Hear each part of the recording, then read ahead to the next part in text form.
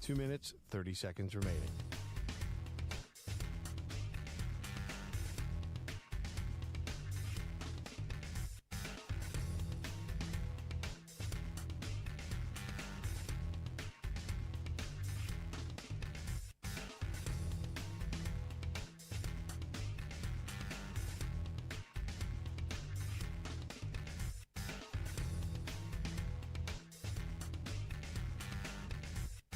Two minutes remaining.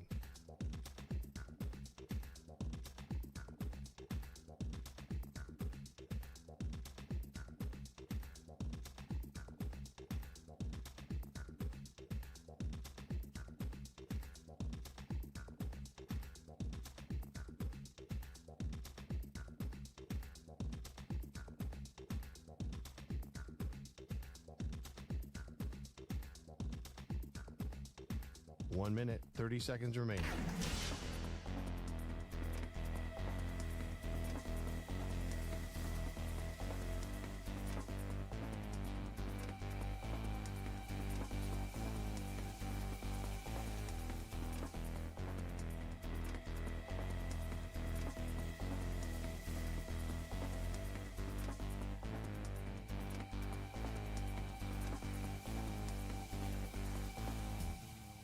One minute remaining.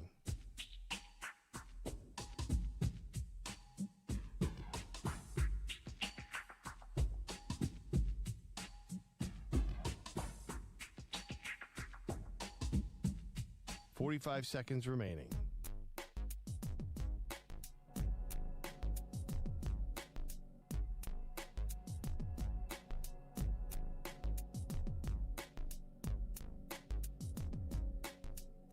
Seconds remaining.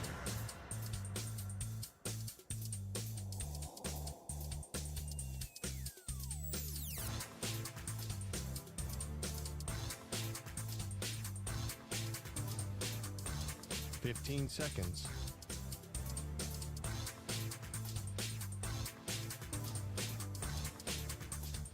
Break ends in 5 seconds.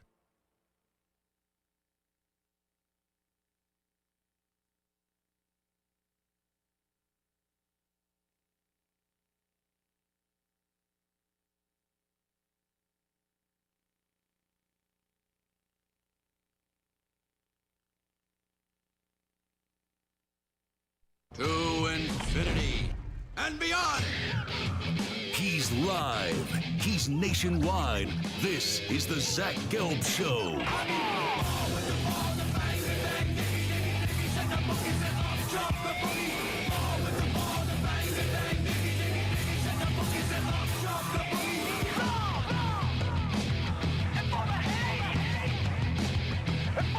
Here's your host, Zach Gelb.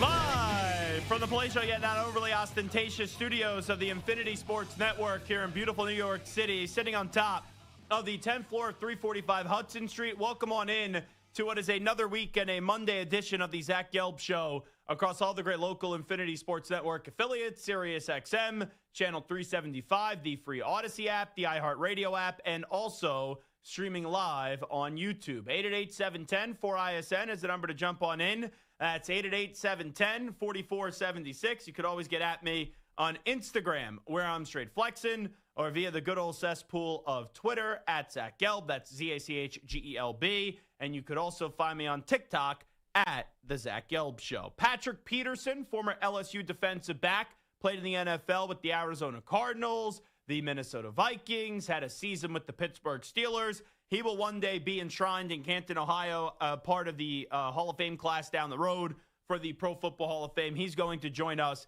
at 5 p.m. Eastern, 2 p.m. Pacific time. You know, it's kind of crazy when you look at how many job openings we have now in college football. Halloween is at the end of the week.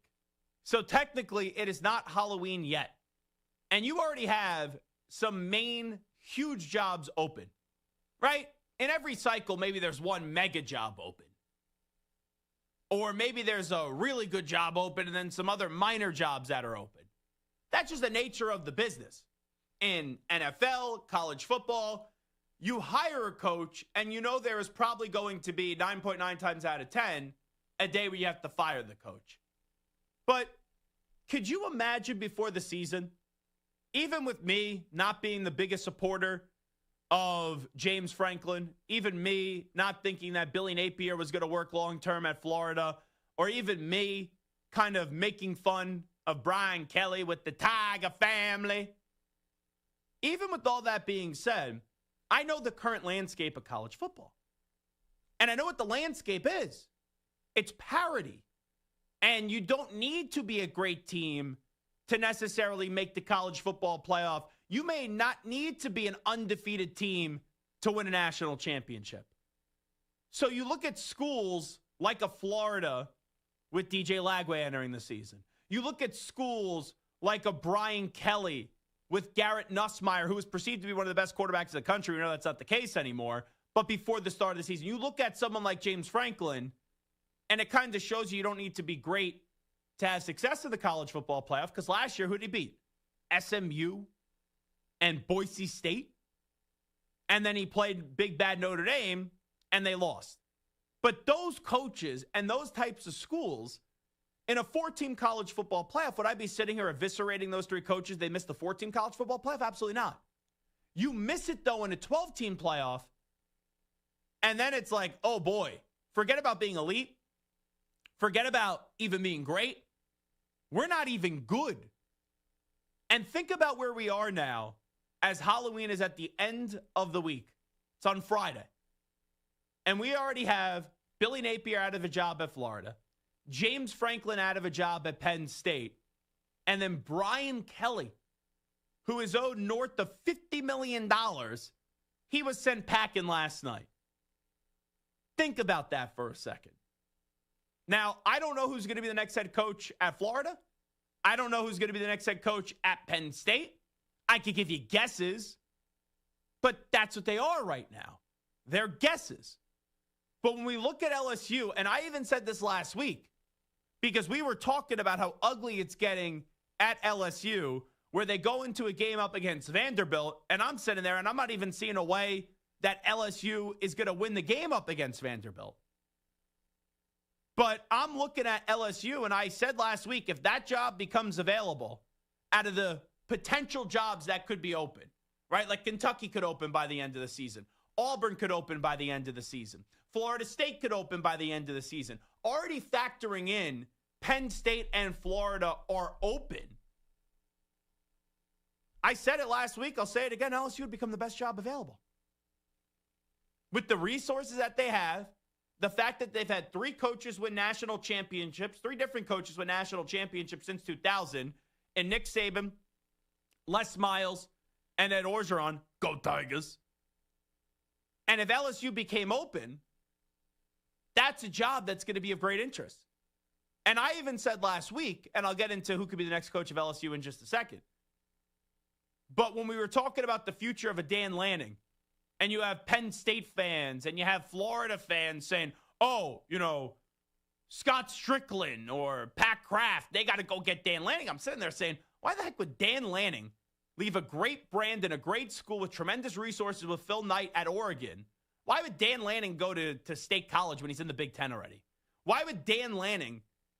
I know this is not the swamp with Steve Spurrier or Urban Meyer. It's still a very good job. But why would Dan Lanning leave Oregon, of all places, to go to Florida? And last week I sat there and I said, if Dan Lanning is going to leave Oregon, I think it's for 1 or 2 spots. Potentially LSU, if it became available, now it's available, or to go to the NFL. And if you may recall, last year, Dan Lanning, before the college football playoffs started, he was on this very show. And he said he has no interest of going to the NFL. He said it used to be a dream of his, but it's not something that he desires anymore. So here we are, after Brian Kelly, ironically, opened up the season beating Clemson, and we thought that was such a big win, right? And then you beat Louisiana Tech, and then you go to that Florida game. And I'll tell you when I'm right, I'll tell you when I'm wrong. I, who am not the biggest fan of Brian Kelly, was even defending Brian Kelly after that Florida game. Nico was producing me for Sunday Morning Football, where I rolled into that Las Vegas studio in the early hours of a Sunday morning in Las Vegas on very little sleep, may I add, after going to the Canelo Crawford fight. And we were playing the clip of Brian Kelly getting annoyed at the media for talking about the struggles with the offense after having a big win up against Florida to be 3-0, right? And the first question is about the struggle of the offense, and I understood what he was saying. I actually defended him, and I said, yes, they have to figure out the offense. They have to get the offense right. But here's this guy, Brian Kelly. It's a major year. He's got to do well. And after 3 games, he's 3-0, and people are crushing him at the podium.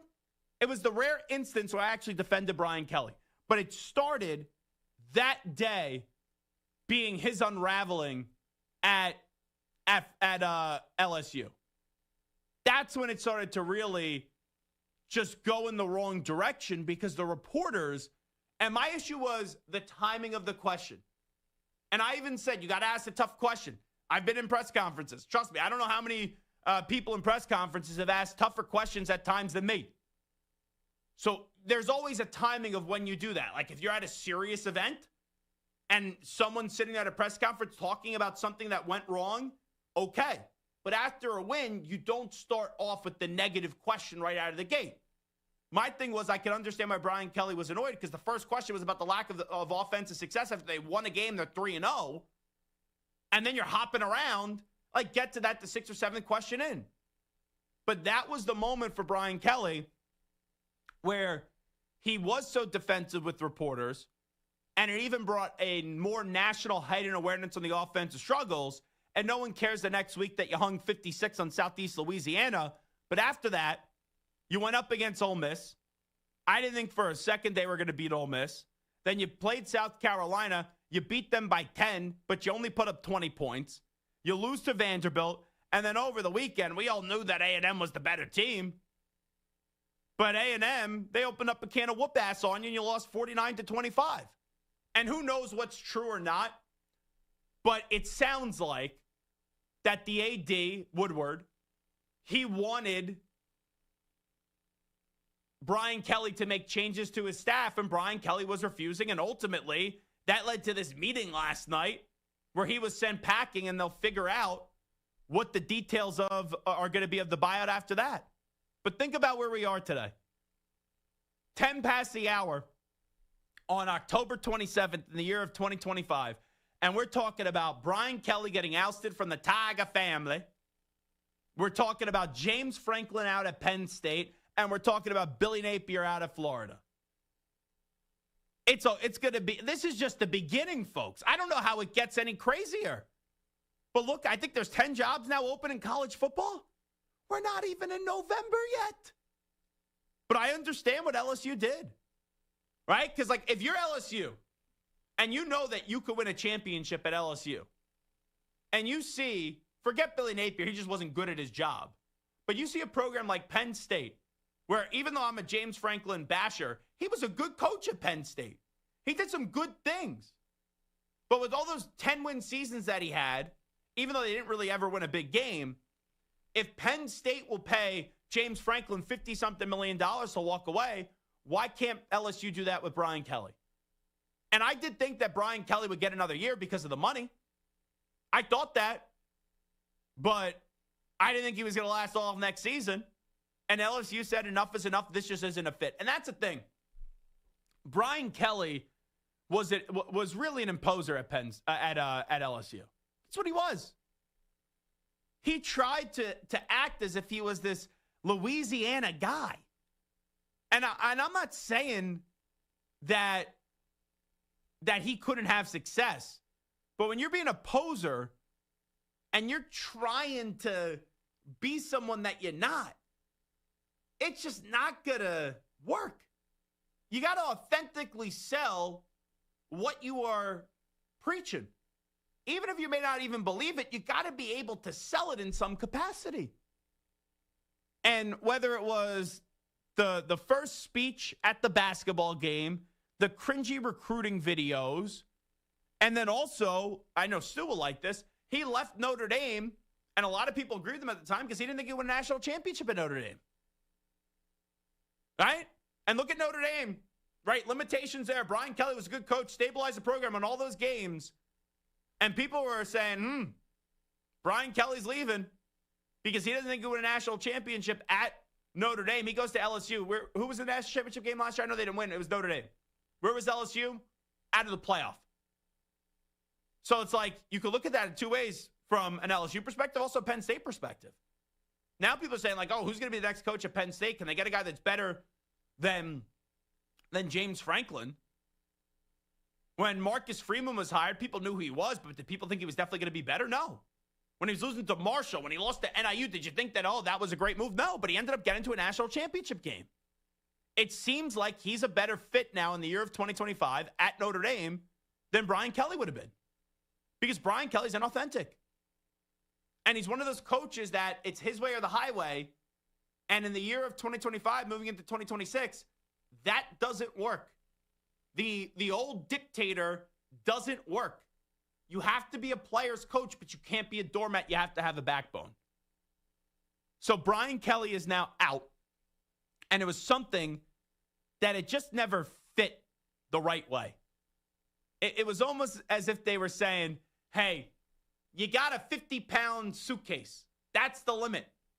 And Brian Kelly kept on trying to shove 80 pounds in the 50-pound suitcase. And there was like 30 pounds that you knew they were objects that didn't need to be thrown in the suitcase. But even those people are saying, they're saying, you don't need to bring this for your 3-day trip. He kept on insisting, put it in the suitcase, put it in the suitcase, put it in the suitcase. And it just didn't work. So Brian Kelly, I'd be lying to you with the success that he had in Notre Dame and the history at LSU if I thought that this was going to be a huge failure. But through time and early times, you knew that it just wasn't a fit. Now, in terms of what's next, LSU becomes the creme de la creme job on the market right now out of the jobs that are open. That's no disrespect to Florida. LSU's a better job. That's no disrespect to Penn State. LSU is the better job. And now people are going to say, who is LSU going to get? Target number one has to be Lane Kiffin. And I didn't think Lane Kiffin would leave Ole Miss for Florida. I think he would absolutely leave Ole Miss for LSU. But if Lane says no, then you have to call Dan Lanning, and you have to see if Dan Lanning would leave a great job in Oregon to get back into SEC country. But if Lane Kiffin says no, and then Dan Lanning says no, you then go to three names. And I look at three potential names. Kenny Dillingham has to be one. I think Kenny Dillingham would be a rock star at LSU. We already see what he's doing with Arizona State. You then get into a guy maybe like a Brent Key, who has done some really good stuff at Georgia Tech. And then if you don't want or you can't get a Power 4 coach, you then go into the G5 with a guy like John Sumrall, who is made to be an SEC coach. Those are five names right there. One of those five should be the next head coach at LSU. And if one of those five aren't, then maybe it's Joe Brady. But there's been a lot of stuff that Joe Brady doesn't want to be a college coach again, especially with the writing on the wall that he could be an NFL head coach. You're LSU. You could be selective. You could have a short list, and you could probably get one of the 5 to 7 names that people will throw out there on your short list. Because barring something else going crazy in this sport, and who knows, but evaluating the field, it's going to be tough to find a better job that's going to open in the next 2 months in college football than LSU. So LSU is right to say goodbye to Brian Kelly. And now the next guy, they got to get it right. And that's why you got to say all aboard, and you got to start with the Lane train. Because look at what Lane Kiffin's doing at Ole Miss. You're telling me that Lane Kiffin can't go win a national championship at LSU? I think he could absolutely do so. You swing big, you start big, you make people say no, and then once those people say no, if they say no, then there are other names that are going to be good enough and could be better fits at LSU than just Brian Kelly, who was a poser and who wasn't the right fit with the Tigers. All righty. It is the Zach Gelb Show right here on the Infinity Sports Network. Who do you think should be the next coach at LSU? 888-710-4ISN, 888-710-4476. Also, do you agree with the firing of Brian Kelly as he's out with the Tiger family? Going to be really upset about that. You know, he used to always do the Ed Orgeron, go Tigers. Brian Kelly, Tiger family. The next guy, even though Ed Orgeron won a national championship, Brian Kelly was a joke at LSU. The next guy, like, what are they going to do? What shtick are they going to provide that we could have fun with on this national radio program? We'll take a timeout. When we come on back, the AFC North. Whew, this is a doozy. We'll get to the sloppiness in the AFC North next. DraftKings Sportsbook, an official sports betting partner of the NBA, is the place to bet on NBA stars this season. Download the DraftKings Sportsbook app and use code GELB. That's code GELB, G-E-L-B. Bet $5 and get 3 months of NBA League Pass, plus get $300 in bonus bets if your bet wins. In partnership with DraftKings, the crown is yours. Gambling problem? Call 1-800-GAMBLER. In New York, call 877-8-HOPE-NY or text HOPE-NY 467-369. In Connecticut, help is available for problem gambling. Call 888-789-7777 or visit ccpg.org. Please play responsibly. On behalf of Budo Casino and Resort, Kansas, pass-through or per wager tax may apply in Illinois. Must be 21 plus. Age and eligibility varies by jurisdiction. Must be present in state where it is lawful to wager. Void in Ontario. Restrictions apply. Bet must win to receive bonus bets that are non-cash credits that expire in 7 days. Minimum odds required. NBA League Pass is subject to blackouts and other restrictions and auto-renews until canceled. Additional terms at dkng.co/audio. Limited time offer. Valid until November 16th, 2025.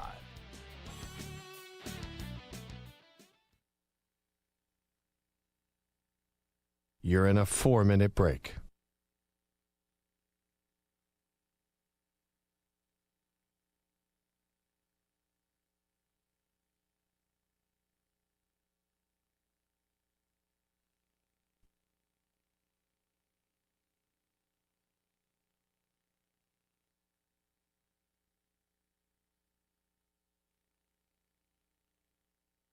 Three minutes, 30 seconds remaining.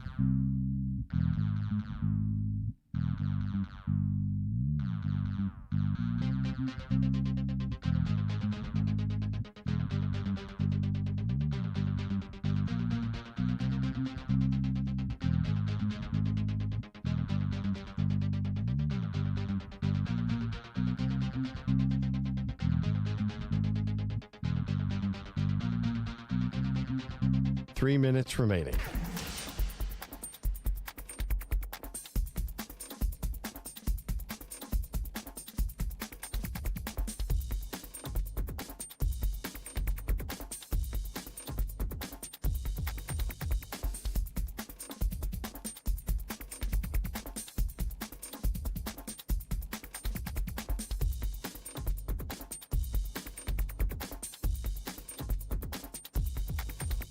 Two minutes, 30 seconds remaining.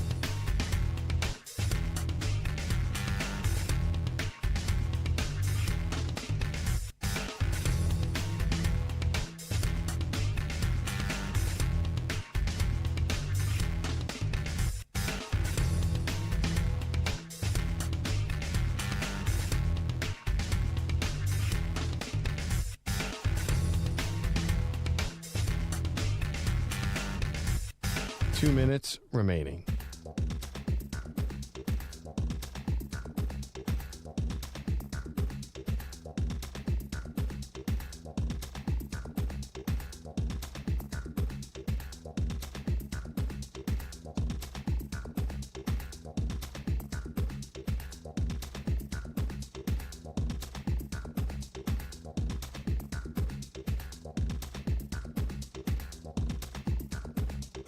One minute, 30 seconds remaining.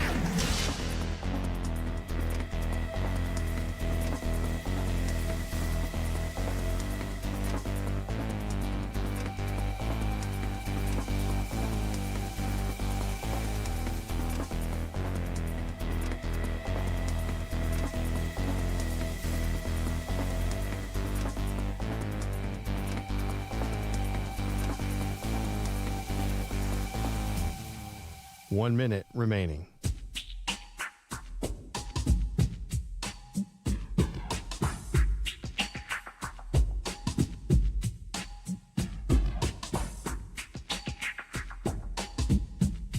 .45 seconds remaining.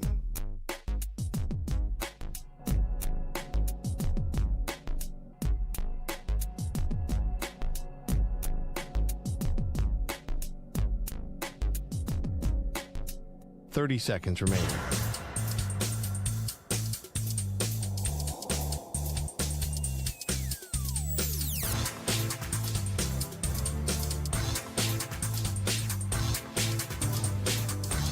15 seconds.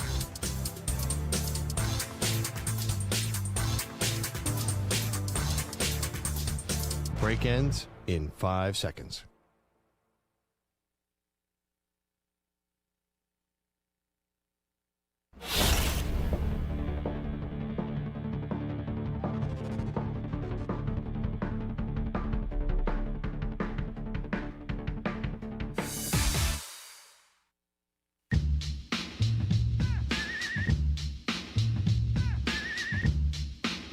This is the Zach Gelb Show. I'm just curious where people are at with LSU on who their next coach is going to be. Not who should it be. Who will it be? Let's do it that way. So just real quickly, I'm going to skip around the room here. I'm just curious where you guys are at, and we'll get into this dreadful AFC North in just a second. But Stu, who do you think will be the next head football coach at LSU? I already gave you kind of my opinion on it, but I'm just wondering if you guys agree or disagree here. I think it'll be Lane. I think he has a good position right now at Ole Miss, and obviously he's going to have multiple schools going for him, but it just feels like Lane and LSU, it just kind of feels like a match made in heaven. I don't know. I think Kiffin's going to be the guy. Nico? I'm looking more at some of the backup options you went with, whether it's Kenny Dillingham or Brent Key. I think I'm not really big on not going after a coach that's from a group of 5. I'd rather take someone from a power 4, and I think the 2 best options would be, like you mentioned, Dillingham or Key. I just don't see Dan Lanning leaving. I would agree. And I don't think Lane's going to leave, despite all the talk about him possibly going to Florida and now with the LSU job open. I just think he's got a great situation where he is already at Ole Miss. Yeah, here's the thing. If Dan Lanning wants to get back into his SEC roots, LSU is a job you would leave. You know, Texas, now that Texas is a part of the SEC, is a job you would leave for. He didn't leave, though, if it was in fact offered to him. I know there's been some pushback there. A lot of people think it was just DeBoer and Norvell. But he made it seem as if he didn't leave for Oregon to go to Alabama. But you look at this a year later, or 2 years later, do I think it is off the table that he could be the next head coach of LSU? No. Would I think it's likely? That's a different conversation. I would say it's unlikely that he's going to be the coach of LSU. But when a school like Florida says, oh, we're going to go take a swing, and their fan base for Dan Lanning, oh, hey, congratulations. This is not Florida of 25 years ago. If you are someone like Penn State, oh, we're going to go take a swing for Oregon, their football coach, why would you leave Oregon for a job that is either lateral or a step down? And I'd rather be the coach at Oregon with their resources than Penn State. That's just me. It's probably a minor step down. And you just beat them last year in the Big Ten championship game. But you look at a Dan Lanning, it's at least a phone call that if you're LSU, you have to make and make him say no. All right, even Marcus Freeman. I know we didn't talk about him, but when people are saying, oh, Penn State will get Marcus Freeman from Notre Dame, I don't think so. Florida will get Marcus Freeman from Notre Dame, I don't think so. LSU, if he wants it, sure. You could get him if he wants it. But if I'm Marcus Freeman, Stu, you're a Notre Dame fan, can you envision Marcus Freeman leaving Notre Dame for LSU? I still think Ohio State or the NFL are the only jobs I really think he would leave for. I would tend to agree with you on that. So, Lane, that was the first name I thought of. Because even though there's been some more smoke on the whole Lane stuff, and I know that, right, he grew up idolizing Spurrier, and I guess Lane Kiffin also met his wife somehow at Florida, or she's a Florida, something like that. I was hearing that over the weekend. I still don't envision Lane there. I don't. But now, Lane at LSU, oh yeah, you bet your ass. That's the guy I expect it to be. But if not that, you know, to Nico's point, I suggested Brent Key and Kenny Dillingham. Well, their alma maters, respectively, are Georgia Tech and Arizona State. Do you leave your alma mater for Florida? Possibly. Do you leave your alma mater for Penn State? Possibly. Do you leave your alma mater when it's Arizona State or Georgia Tech for LSU? Yeah, definitely. So there's a difference there. But if it's not those 4 names, once again, if it's not Lane Kiffin, if it's not Dan Lanning, if it's not Brent Key, if it's not, you go through a Kenny Dillingham, then you got to start to go into the G5 conversation. And could it be Silverfield at Memphis? Could it be Golish? I guess those guys are. But John Summerall, Lane Kiffin said he'll be a coach in the SEC one day. And he also played at Kentucky. I don't know if, John Gruden's not going to be the next coach of LSU. We could stop with that. Ed Orgeron, right? He's not coming back. We know that. He would love to. LSU's not going to hire him. There's just not a name out there outside of those that we just gave that are in the Power Four that you're thinking to yourself, definitely leave. Well, I'm not saying they wouldn't take the job, but that it's going to get offered to them as well. And that's when then Summerall come in place. Or maybe you go from the NFL circle with a guy like Joe Brady, who was on that staff with Ed Orgeron when they won the national championship. But, Shayan Jayaraja said this. I've heard this as well. I don't know how much Joe Brady loved the college experience. And I think he likes the NFL experience a lot better. But his college experience was all those years ago. Now it is more of a professional setting in the year of 2025, fast forwarding into the year of 2026 with NIL and transfer portal and all that nonsense. And I say nonsense, I don't mean that in a negative way. It's just all that other stuff that you got to deal with. So it's going to be interesting to see who's going to be next coach of LSU. If I'm a betting man, I put my money on Lane Kiffin right now. All righty. Let's get inside the AFC North. You want to know how much of a mess the AFC North is? The Baltimore Ravens go to Snoop Huntley. The Baltimore Ravens, they get a victory up against the Chicago Bears. Terrible look for Chicago, by the way. Against that dreadful Ravens defense, the great, immortal Ben Johnson and Caleb Williams, you only scored 16 points. I know you just had a four-game win streak, but you only scored 16 points against against Baltimore, excuse me. That's just unacceptable. But after their second win of the season, the Baltimore Ravens now get thrown back into, they can make a run here in the AFC North if Lamar comes back. And how about John Harbaugh, too? He did a lot of bitching and complaining in that playoff game up against the Patriots. Yeah, I'll be petty about it. When the Patriots changed all those formations, and that was on the double pass game where they came back from down 14 twice up against the Ravens. Tom Brady even said at one point, hey, you got to learn the rule book. Maybe you should study up on the rule book. But this injury designation stuff is fascinating. So they had a certain injury designation for Lamar Jackson that was misleading. And they said he was a full participant in practice. And then all of a sudden on Saturday, he was limited and now he's out.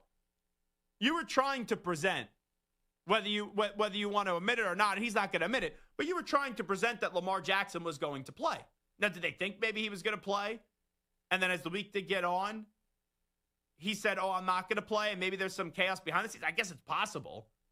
But I think the Ravens, if you put a gun to my head, did they know he was not going to play on Friday? Yeah, I think they knew he wasn't going to play on Friday. But they waited until Saturday to officially rule him out. This was John Harbaugh explaining what happened with Lamar Jackson being ruled out on Saturday after reporting that he was a full participant in practice on Friday. I'm not involved in those rules. I don't know those particular rules. So that was probably, I think in their defense, he practiced a full practice. I think they felt like because he did the same number of reps, it was a full practice. But when you dig in and you read the rule, at the end of the day, it wasn't right. So that's what it was. That's why as soon as we found out, we changed it. It's an honest mistake. It really is an honest mistake. I can tell you this. Nobody's trying to hide anything. There's no advantage. There's no advantage to be gained, with that. It was he practiced. His status was what it was. He was questionable. I do think if we'd have had the old status, maybe they would have said doubtful. Maybe, I don't know. But questionable or out. We weren't going to say out because he wasn't out, until Saturday when that conversation was had on the medical side.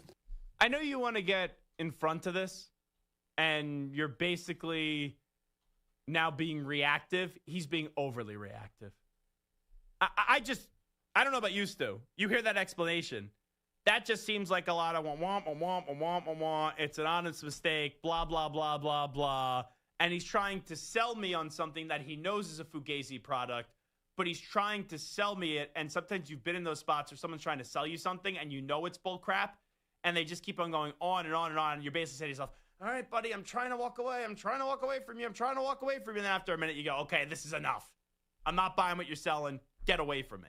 That's what it seems like here, Stu. I don't think he comes off, John Harbaugh, as very believable in this whole thing.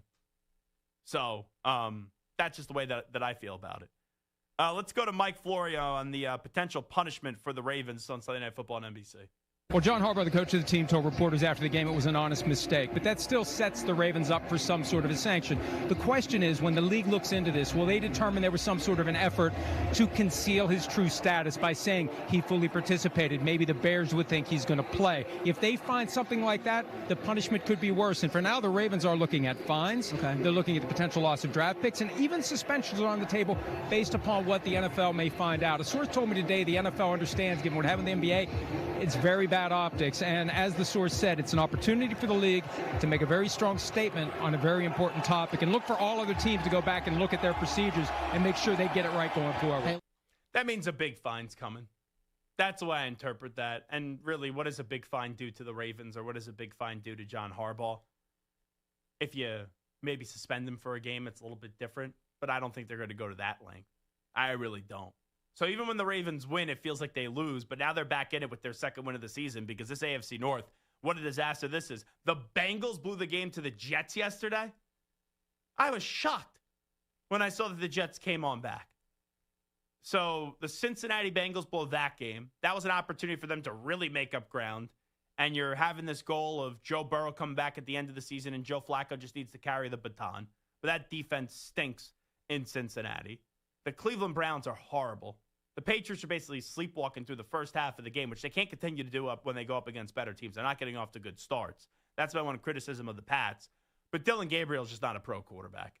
And think of, in what world does a player have 5 sacks and you lose the game? And not only lose the game, you get blown out.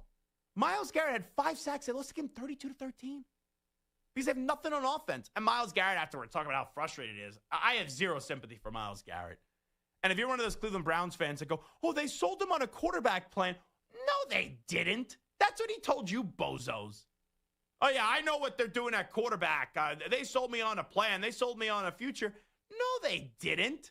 They sold him on a paycheck. He sat right next to me at Radio Row.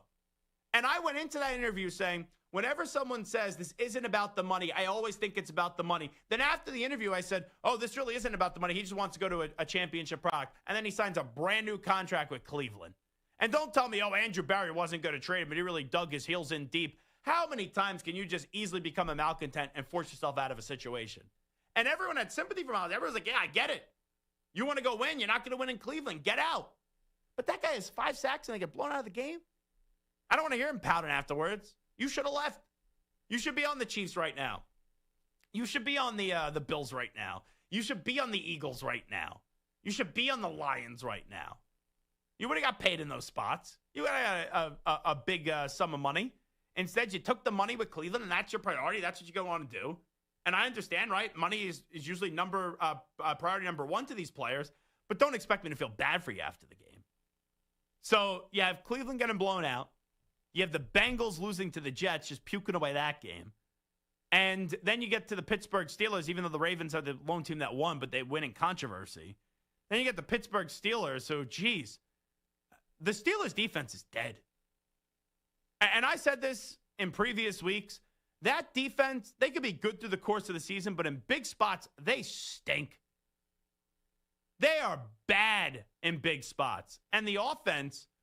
here's the thing with Aaron Rodgers. Whether you tell me, oh, the environment's so great around Aaron and for the Steelers, this defense, blah, blah, blah. They just need him to manage the game. No, they're basically saying, go put the team on your back and go win the game. That's not going to be conducive to winning in Pittsburgh. Like, you may go win 9-10 games and be AFC North champions in a down year of the AFC North, but you're not going to go win a playoff game. And Jordan Love and Brian Gutekunst and Matt LaFleur, they got the last laugh on that one. But look at this AFC North right now. Through what is now 8 weeks, you have a Steelers team that's 4-3 heading in the wrong direction. You have a Bengals team that is 3-5. They can't stop a nosebleed on defense. You got a Ravens team. They finally got their second victory, and now they're right in the thick of things.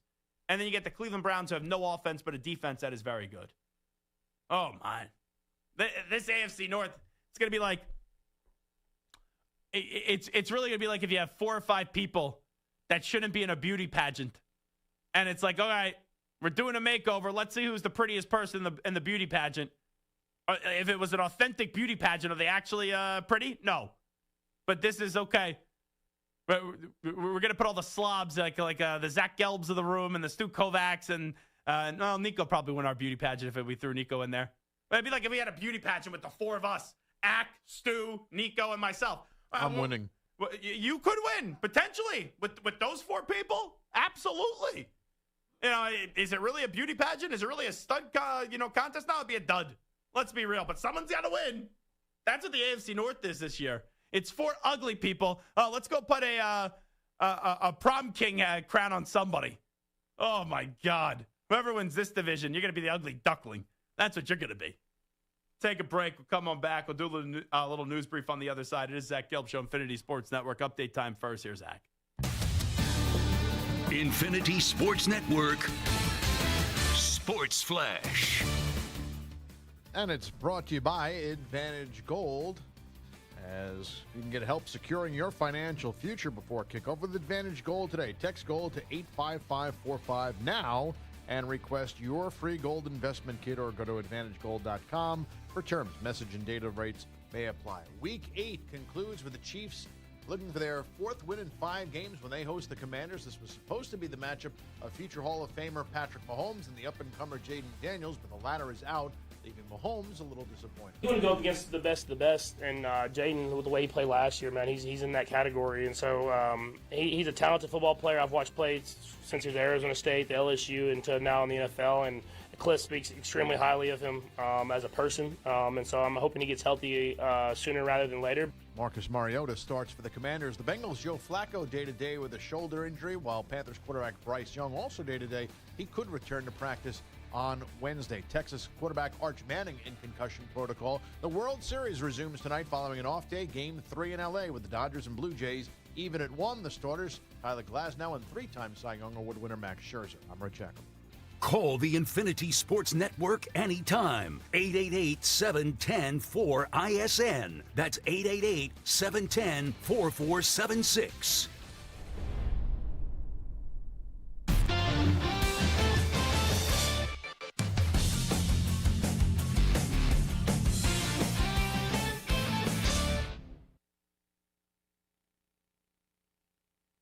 You're in a 5-minute break.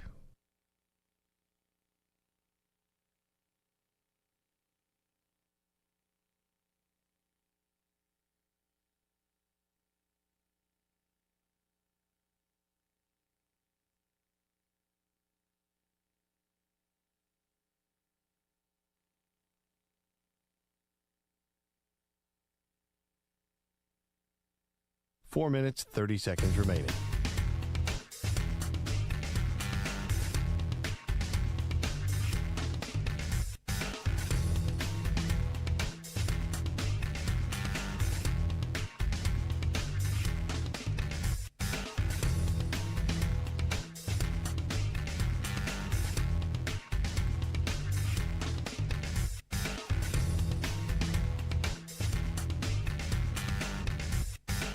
Four minutes remaining.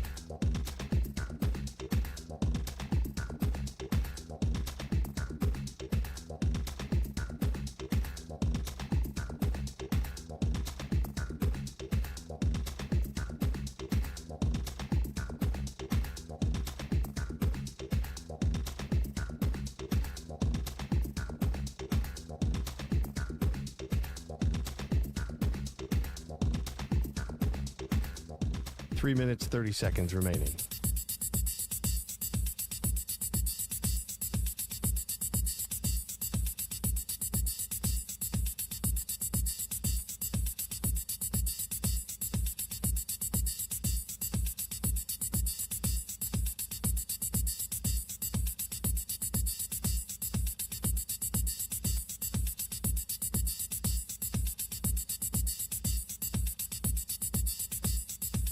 Three minutes remaining.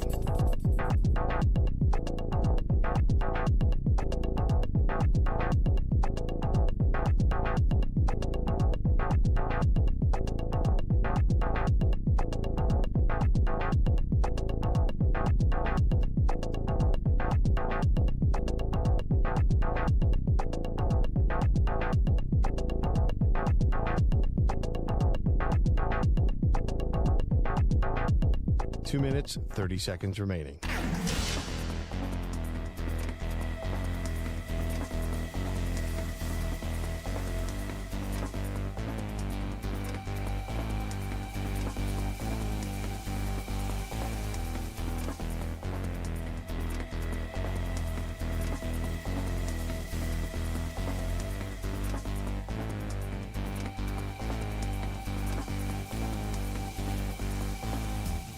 Two minutes remaining.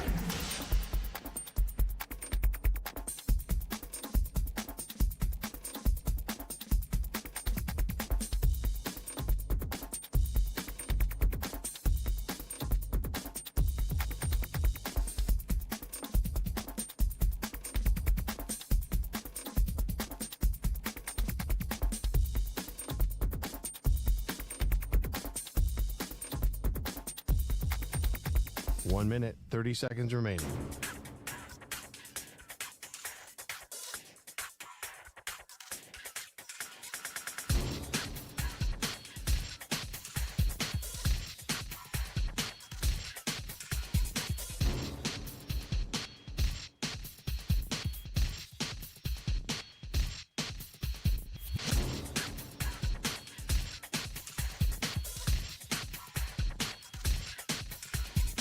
One minute remaining.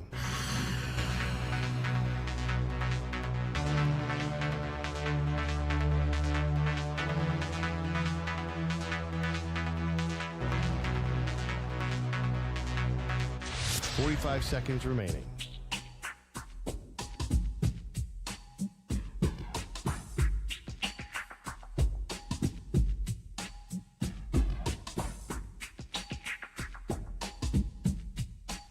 Seconds remaining.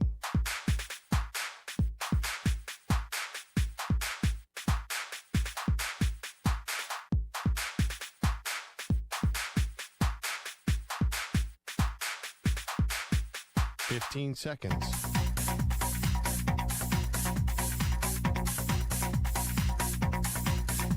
Break ends in 5 seconds.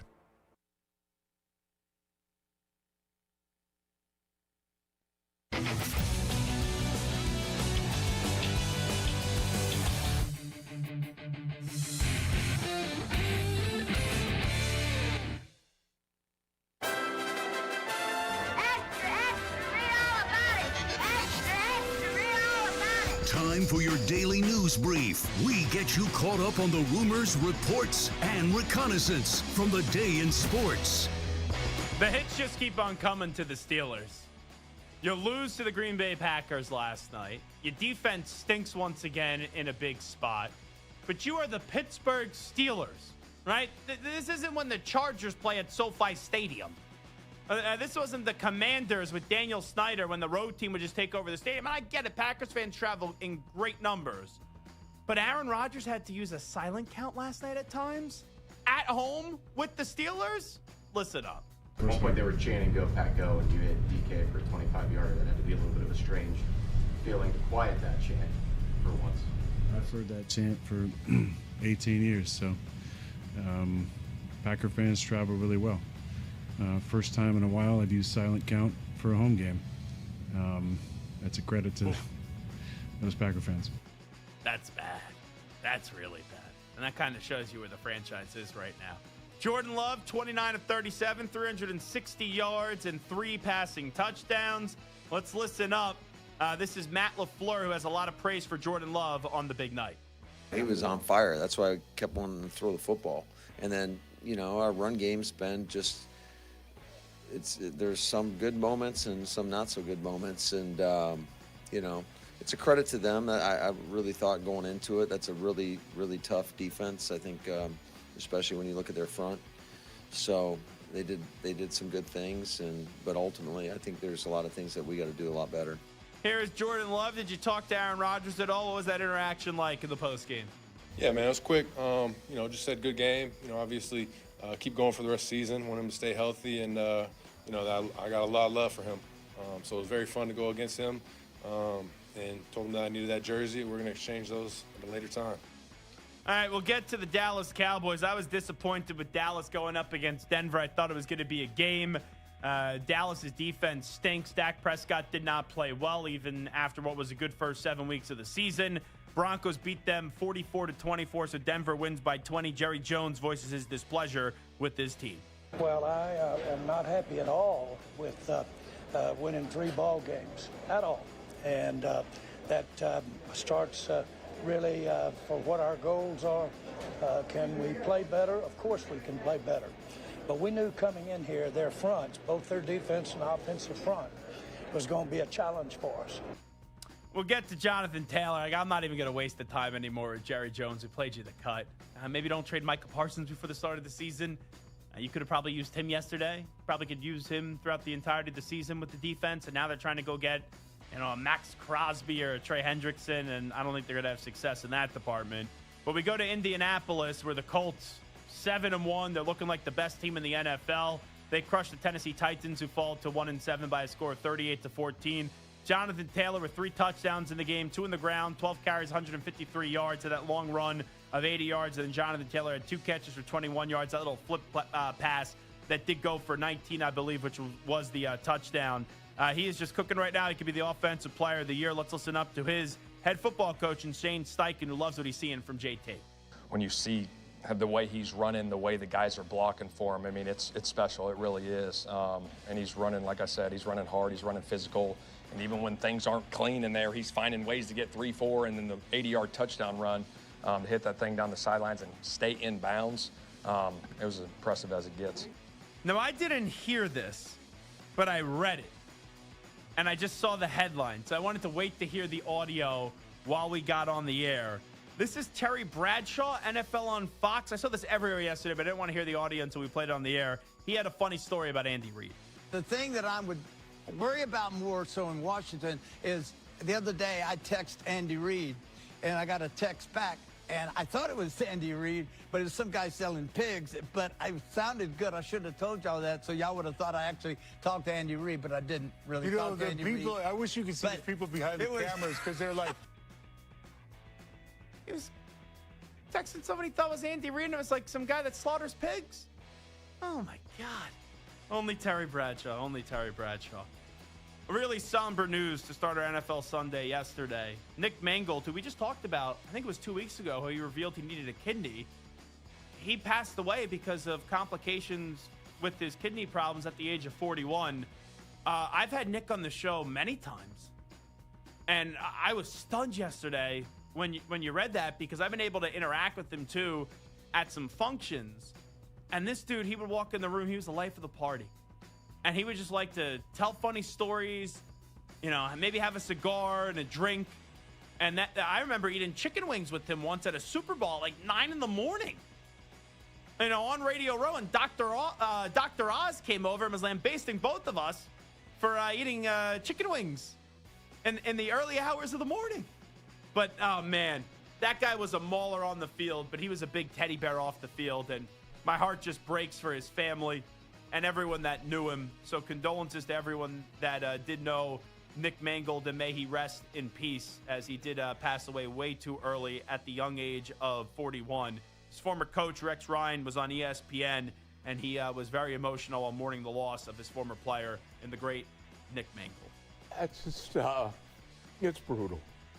It's such a great young man. I had the pleasure of coaching him for all 6 years with the Jets, and I remember it was obvious I was getting fired. My last game, Mangold's injured, and he comes to me and says, "I'm playing this game," and he wanted to play for me. That's what I remember about this kid. He was awesome, and just way too young. I feel so bad for his wife and family. Rough. Yeah, it's tough to hear, and it's just horrible news. And, I'm not going to sit here and tell you I knew him well. I knew him because of the show, obviously, and I grew up as a Patriot fan, had so much respect for him, being a Jet. But, I've had some interactions with him. Man, that dude was just awesome. He really was. Especially being at some of those Super Bowls with him throughout all those years. And I remember there was one year for like 40 minutes I was hanging with him and Willie Colon, and just the stories you would hear. kind of stay quiet, and I don't usually stay quiet, and just listen. That dude was a warrior. He's just a great human being, and we're going to miss him. Let's get to Steve Sarkisian. So this report comes out from Diana Rossini, who I feel like doesn't get much right. And she has this report that Sark is interested in going to the NFL. Steve Sarkisian, after a win at Texas, sounded off on the report. Yeah, I'd love to touch on this, so bear with me for a second, because it really pisses me off that one person can make a report that in turn the entire media sports world runs with as factual. To the point of my agency and my agents have to put a statement out that they never have done. Historically, CAA, Jimmy Sexton, and Ed Manowitz have never do that. But I had to do that to protect my locker room and my team. And I thought it was absolutely ridiculous. I thought it was completely unprofessional of that person to put that report out. And the fact that everybody ran with it is borderline embarrassing for the media. And I respect what you guys do. I really do, and everybody else. But the fact that everybody ran that as truth is really embarrassing. Okay, so I've got a small circle when I make decisions on what I do and what I don't do, and nobody would speak on my behalf without me knowing. And so where that report came from, I'd love to talk to that person because it's absolutely ridiculous. Now, I don't fault the media for going with it. It's a report from someone that's been a reporter for a long time. But you better not wind up on an NFL sideline next year, I'll tell you that when you say that. And I don't think he's leaving Texas, to be clear. I don't think he's leaving for the NFL. I don't. Not within the next year or the next few months. I don't think that's going to happen. Too bad that Diana didn't release that on her podcast with Chase Daniel. And Chase Daniel would be sitting there saying, what? Whoa! Because you always have these weird reactions from Chase Daniel. Alrighty, we will come on back when we return. It is a Monday in football season. We will take a look back at the weekend that was with a little studs and duds right here on the Zach Gelb Show.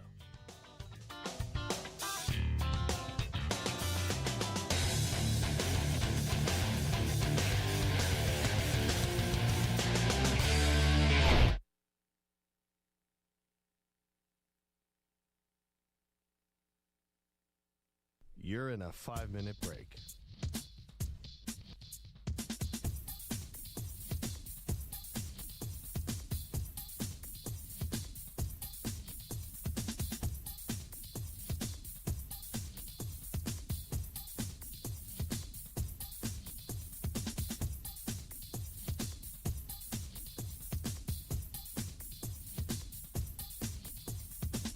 Four minutes, 30 seconds remaining.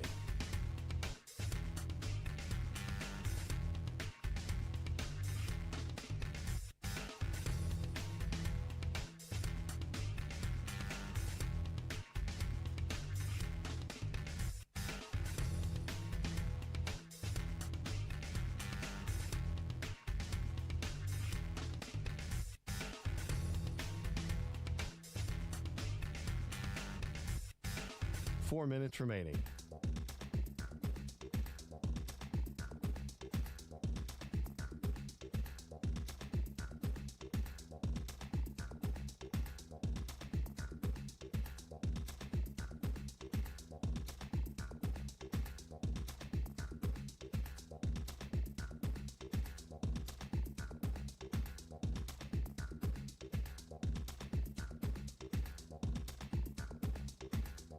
Three minutes, 30 seconds remaining.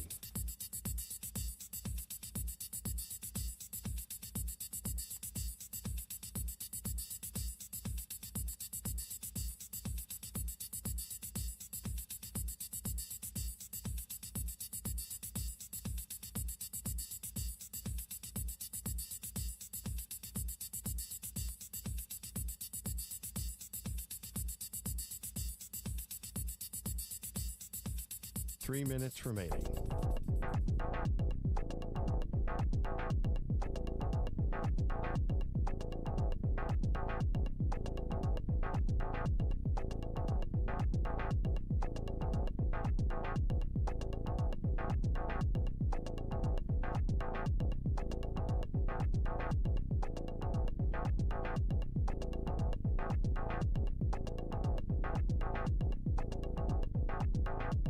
Two minutes, 30 seconds remaining.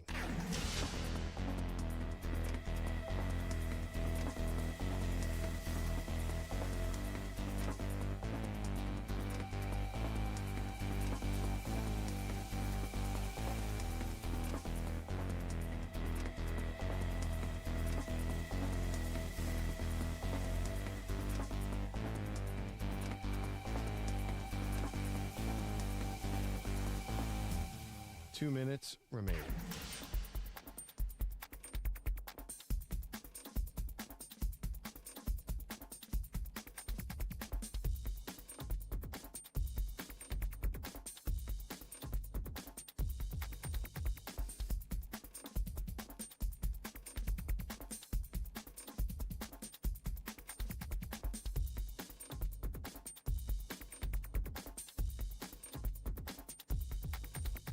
One minute, 30 seconds remaining.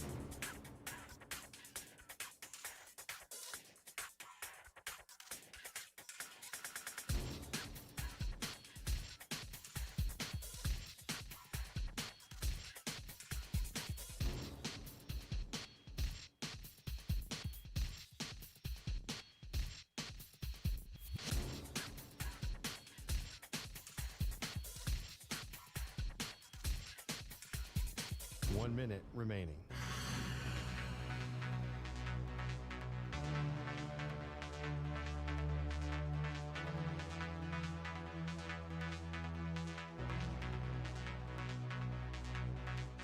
Forty-five seconds remaining.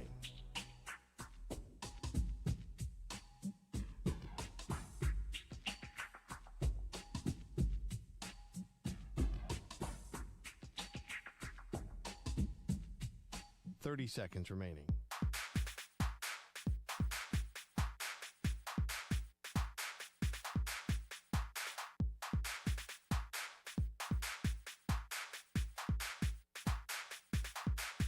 Fifteen seconds.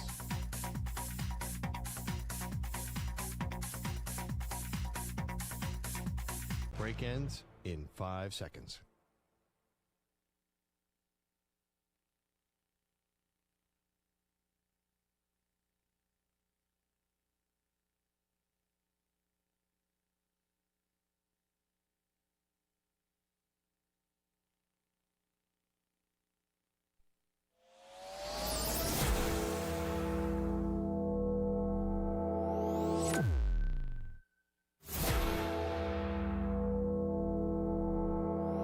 To infinity and beyond. He's live. He's nationwide. This is the Zach Gelb Show.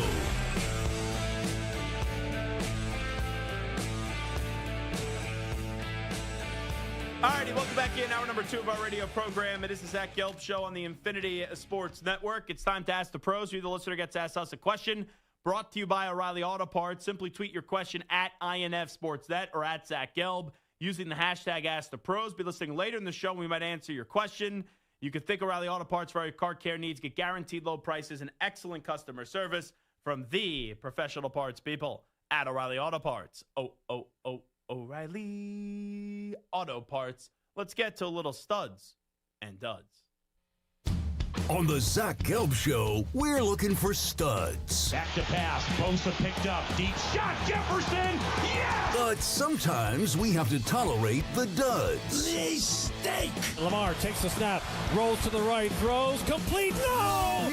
Dropped it. Mark Andrews hit him in the head. Now for the moment you've all been waiting for. And here we go. It's time for Studs and Duds. All right, I'm doubling up on some studs today in the world of college football. I'm going with 2 quarterbacks. How about my guy at Temple, Evan Simon? Casey Keeler, one of the best coaches in America. All the man does is win. Win, win, win, win, win. Temple is 1 game away from bowl eligibility. And you look at their quarterback, he had 5 touchdowns. What was a great overtime victory up against Tulsa. On the season, Evan Simon, 1,610 passing yards, 21 touchdowns. Most importantly, 0 interceptions. He's been phenomenal. You know who's also been phenomenal? Drew Mestemaker. He is the quarterback at North Texas. This is his stat line from over the weekend in a victory up against Charlotte on Friday night. He had 608 passing yards. That's not in 2 games. That's in 1 game. He had 608 passing yards and 4 passing touchdowns on the season. 2,468 passing yards, 21 touchdowns to 4 interceptions. He is second in the nation in passing yards. And oh yeah, by the way, he never started a game for his varsity team in high school. He was a 0-star recruit. He was a walk-on and look at what he's doing right now. It's one of the best stories in college football. And after Friday night, he led the nation in passing. And after the entire weekend, he's now second in passing yards in the nation. Drew Mestamaker, Evan Simon, they're getting my studs. Let's hear some highlights from their performances over the weekend. 1st and goal from the 1, but that is no guarantee. Again, the way Tulsa has played goal line defense. Remember, they stopped Temple on successive tries inside the 1-yard line at the end of the half. Got to get this one. Simon out of the shotgun. Ducker behind him. They fake the handoff. Simon rolling out right. Throws to the back of the end zone. Holloway has another. Brings it in the back of the end zone. Temple strikes first in overtime. They split him out wide. It's 3rd down and 15. The pass is caught by Young. Look out. He's got space. He's got a 1st down and more. He could possibly get a touchdown. Wyatt Young still on his feet. He's going to do just that. Stud. Give me the sounder one more time.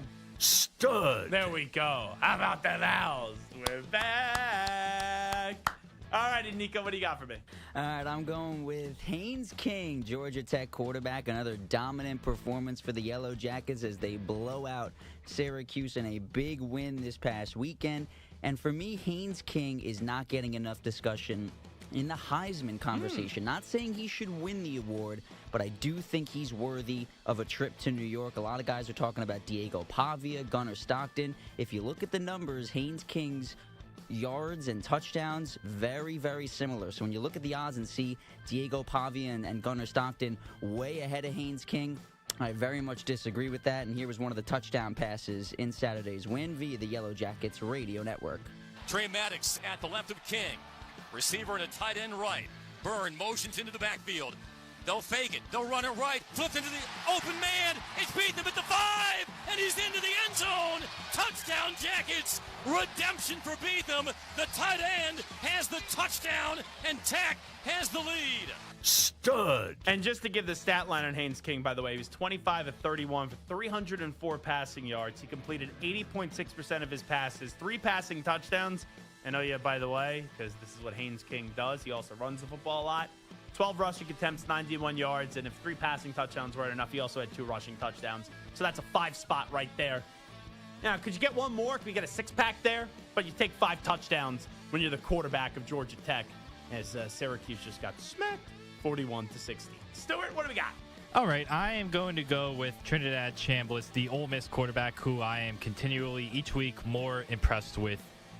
They go on the road to Oklahoma, a tough game, and they win 34-26. Chambliss completes 24 of 44 passes, has 315 yards through the air, averages 7 per attempt, has 1 touchdown, and also added 53 yards on the ground. Again, he just had the 1 touchdown, but he helped them move the ball pretty much that entire game, and this was the 4th quarter touchdown, pretty much to go ahead and seal the deal. Chambliss to Trace Bruckler in the 4th. Chambliss takes the snap. Here comes pressure. He's in the pocket, wants to throw, steps up, dumps it near side, wide open to the 5. There's a catch, and there's a touchdown. Trace Bruckler with his first one as an Ole Miss Rebel. Stud. All righty, let's get to the NFL world. It hasn't been a dominant year for Saquon Barkley. Well, he had a dominant performance yesterday. He had 2 touchdowns in the game. He had 14 carries, 150 rushing yards. Also added in 4 receptions for 24 yards. Like I said, 1 rushing touchdown, 1 receiving touchdown. And he opened up the game with this 65-yard touchdown scamper for 6. Hurts under center. Barkley, the single setback.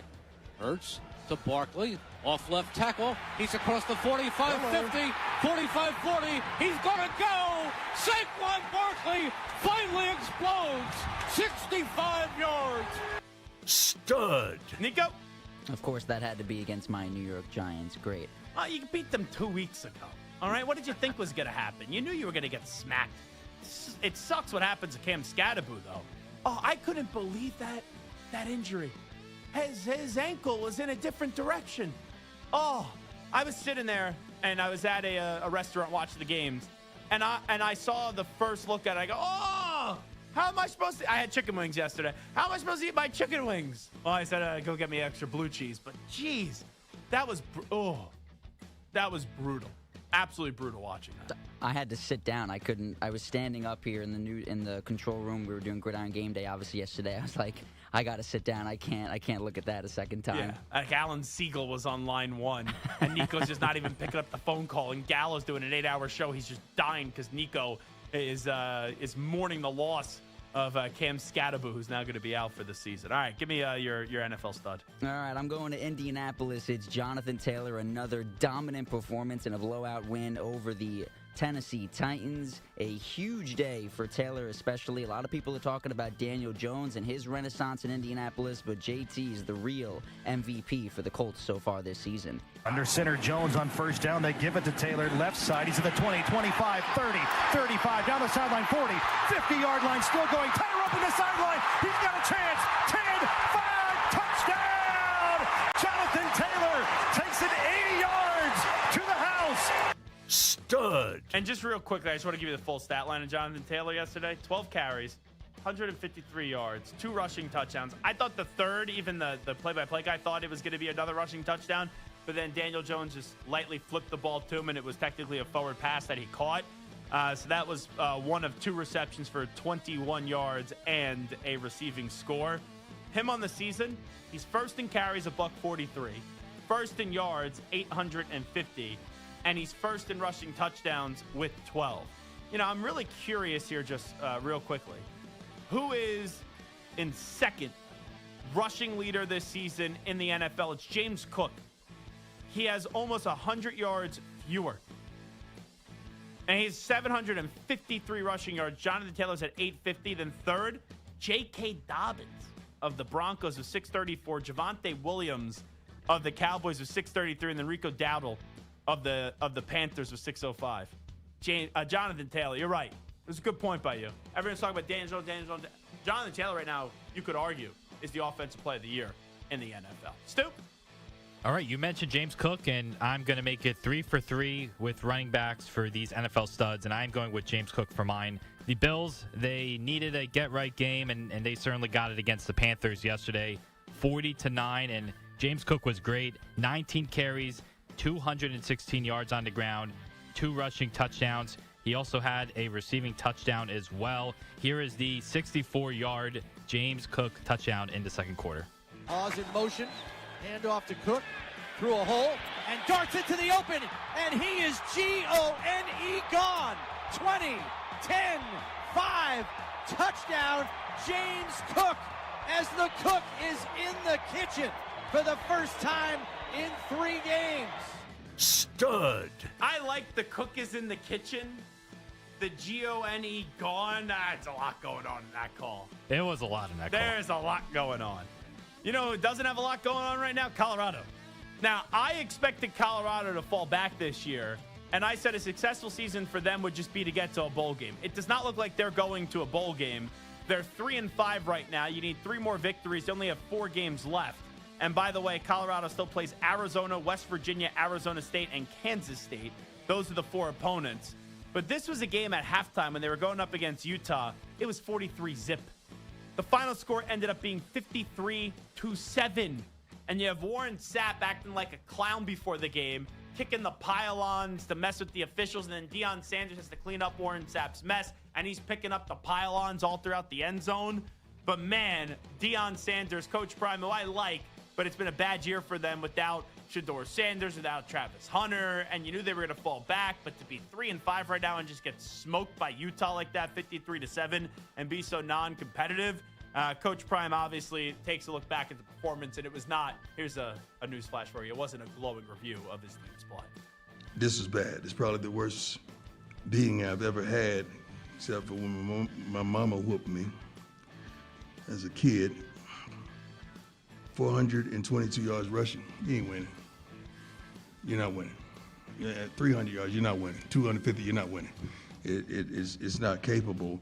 Total offense, 140 yards, you're not winning. You're not winning. They had 587 yards of total offense. You're not winning. With that, special teams gave up a fake punt as well as a block punt. You're not winning. So all 3 phases, we got our butts kicked. Dud. So my dud obviously goes to Colorado football because they got their butts kicked, and it wasn't as bad of a beating that Deion Sanders ever received since his mama used to beat him. What a line.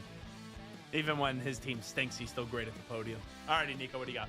I'm going to the SEC, and for me, it's Shane Beamer at South Carolina. This team had so much expectations coming into the year. They now sit at 3-5 after a heartbreaking loss to Alabama. They had the game in the bag, up by 8 late in the fourth quarter, and let it slip away. Shane Beamer, though, saying he still has faith in his quarterback, Lenora Sellers. When they broke the run at the end, we let them score so we could get the ball back. And I went up to him on the sideline and I told him, look, we just let them score so you get an opportunity to go win this thing. And that's not, what happened. And when it was 22-all, I told Mike on the headphones, let's, in my mind, we got the best player in the stadium today, and let's let him go win it. And we just weren't quite able to do that. Dud. Stoop. All right, I have to go with Brian Kelly for my dud in college football. Definitely not a stud. Well, the buyout money The that he's buyout going to might get, make him a stud. Even though they have not negotiated, I just saw Matt Moscona said that they have not come to a negotiation price like it's been reported in some other outlets. So they're going to keep on paying him not to be the coach. And man, they owe him like $50-something million. So it could be a stud, but I think I know why you're giving him a dud. Go ahead. Yeah, I mean, he left Notre Dame to win a championship. In 3.5 years at LSU, he squandered 2 quarterbacks, one that won a Heisman, one that was talked about was going to be a Heisman candidate, and Nussmeier this year. And again, it's not like he didn't win a championship. He came close. He hasn't made the playoffs. They have 3 losses this year. They're 5-3 now after their loss to A&M. They're not even going to sniff the playoffs, and it's just been pretty much a disastrous time at LSU, and that's why it has come to an end. And really, the nail in the coffin on Saturday was this KD Concepcion 79-yard punt return for a touchdown in the third quarter. KC backpedaling, SEC logo, fields at the 22 near the LSU sideline, comes to the left, high tackle, doesn't get him, 40-yard line, he cuts back to the right, 45. He's gone! KC! He's gone! You heard my partner, KC, gone! Touchdown, Kelly, Aggies! Dud. All righty, just to get further clarification on this, I'll read it to you. Matt Moscona does a great job covering, LSU. Multiple sources have confirmed to me today that LSU and Brian Kelly have not agreed on a buyout settlement, despite reports suggesting otherwise. As Ross Dellinger reported, LSU will continue paying Kelly per his contract, with the buyout resolution to be determined at a later date. All righty, let me get to Myles Garrett. 5 sacks in the game. You lose 32-13. Dylan Gabriel, terrible at quarterback. The Browns, terrible at an organization. But let's hear after the game. Let's go to Myles Garrett, who elected to stay in Cleveland, said he wanted to go to a winner, said he wanted to request a trade, and he did request a trade. He was on with us at the Super Bowl. This isn't about money. They give him a fat contract. He goes, yeah, I'm going to take the money. Here was Myles Garrett afterwards on the team struggles and his performance being great, but the team not getting the job done. This is what it sounded like. How hard is it? How tough is it for you guys to have such a good defense for you to be out there getting 5 sacks and putting the team on your back and just to not have any offense to go with it? It doesn't get any easier. Each week you ask me, so. How do you feel about your performance today? Does the loss diminish how you feel about your performance today at all, I guess? I would throw the whole performance away for a win. Dud. All righty, Nico. I'm going to the NFC South, and it's head coach Raheem Morris in Atlanta. Nico knows how to suck up. I don't like Raheem Morris. Oh, my God. They hired that guy over Belichick. I know people say, oh, Bill Belichick, oh, what's going on at UNC? They're 2 heartbreakers the last 2 weeks, by the way. Jeez. Cal and Virginia, not good. But, oh, my God. You pass up 2 years ago and the greatest coach of all time in the NFL for Raheem Morris? Oh, my God. Go ahead. I mean, they get the win over the Bills a couple weeks ago. You were there. They celebrate like they won the Super Bowl. Right. You thought that the Falcons were ready to make the next step and turn the corner, and then they follow it up the last 2 weeks with 2 losses. Yesterday, just a brutal blowout loss to the 1-6, now 2-6 Miami Dolphins, who have plenty of problems of their own. Here's Raheem Morris, though, talking about the fear of possibly losing the locker room. For us, man, these guys are together guys, man. This is a team, man. These guys won't stray away from each other. The locker room will stay together. They'll stay bonded. Not worried about that. But we definitely got to correct the physical mistakes that we made today. We got to correct those mistakes. We got to be upfront and honest, which we will be. We got to communicate, because where that lacks, that's where the things that you don't like creep in, and we won't let that happen. So we'll constantly communicate. Dud. All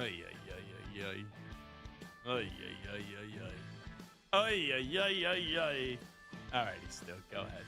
All right, my dud in the NFL is going to be the Cincinnati Bengals as a team for losing to Samter's Jets. The Jets were 0-7 going into this game. They finally win a game. The Bengals had some big leads in this game. They were up 24-10. They were up 31-16, 38-24, and then in the fourth quarter it was just pretty much a disaster. Jets got a few touchdowns in the fourth, including this Breece Hall, not run, but pass to basically win the game for the Jets. Ruckert motions right. The lone setback, Breece Hall. Toss sweep to the right. Breece Hall, he's going to throw the ball. Pumps once, throws back in the end zone. It's caught! Mason Taylor! The option pass right by Breece Hall for a touchdown. And the Jets are a point after away from the lead. Breece Hall has run for 2 and now thrown for 1. Dud. That play was insane. And Mason, I thought the play was going to blow up, and then Breece Hall throws it, and Mason, the catch, it was an insane catch by Mason Taylor. So, man, what a choke job by the Cincinnati Bengals. I have something that could maybe warm your heart, Nika, in the whole Cam Scatterboon news. Okay. Jeff McClain of the Philadelphia Inquirer. Cam Scatterboon had a surprise visitor at Penn Presbyterian Hospital on Monday. Eagles do-it-all chief of security, Dom DeSandro, otherwise known as Big Dom, dropped off pizza and cheesesteaks for the Giants rookie while he was still at the Philly hospital after dislocating his ankle on Sunday. That's a nice effort by Big Dom. Very nice, very Bring nice. over some cheesesteaks, some pizza, you dislocate your ankle. He probably walked in. Good luck there, kid. Kind of like a scene in like The Godfather or something. Like, what do you like? Kiss Cam Scatterboon's cheeks or something? Here's like a pizza and a cheesesteak to make you feel a little bit better. It's not bad hospital. Food, and obviously you don't want to eat the food in the hospital. Someone brings you over cheesesteaks and pizza, you need some comfort food. If I was down in the dumps and wanted to feel like a fat slob after dislocating my ankle, you bring me over some pizza and cheesesteaks? I bet you brought it over from Angelo's too. That would be my guess. Big Dom bringing over Angelo's.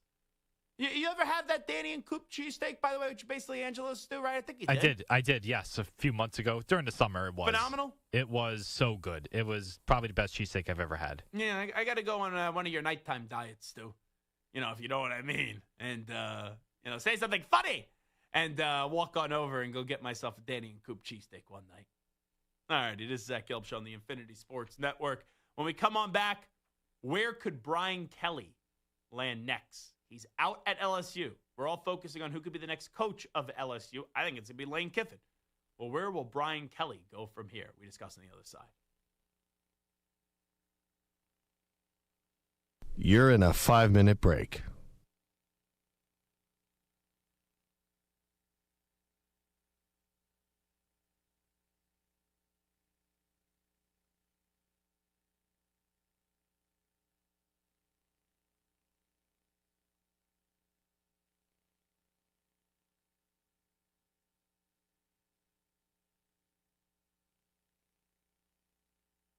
Four minutes, 30 seconds remaining.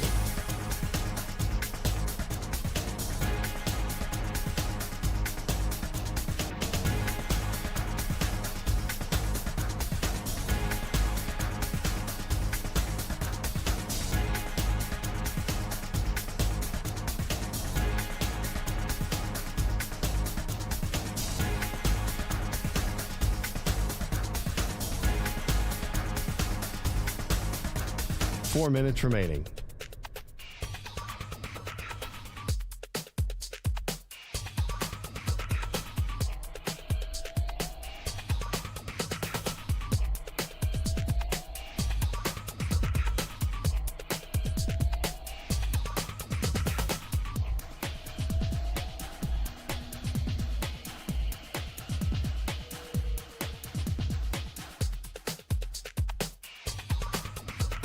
Three minutes, 30 seconds remaining.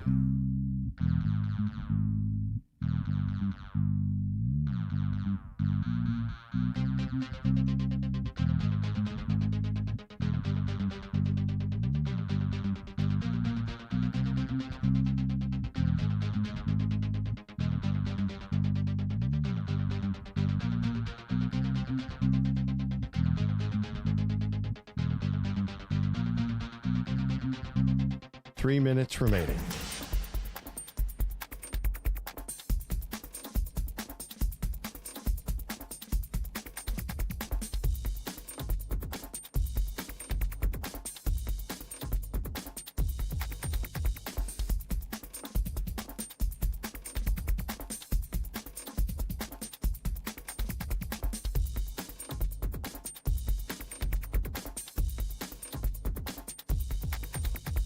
Two minutes, 30 seconds remaining.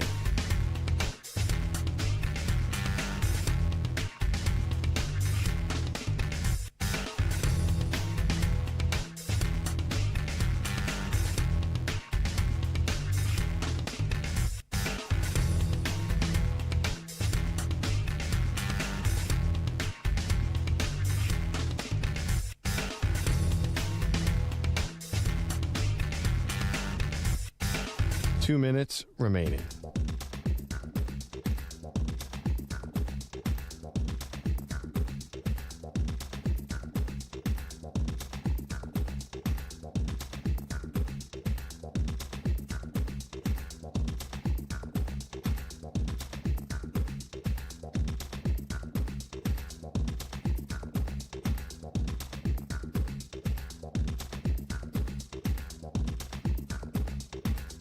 One minute, 30 seconds remaining.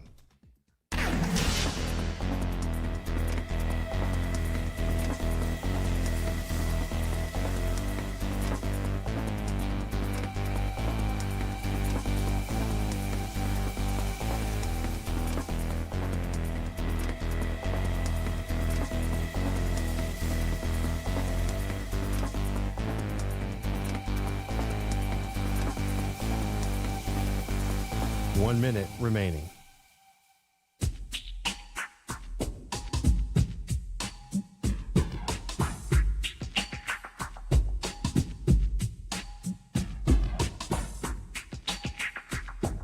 .45 seconds remaining.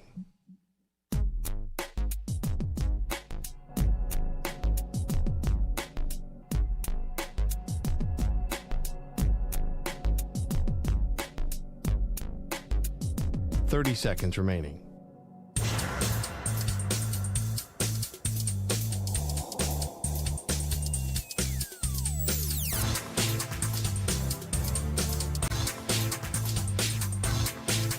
.15 seconds.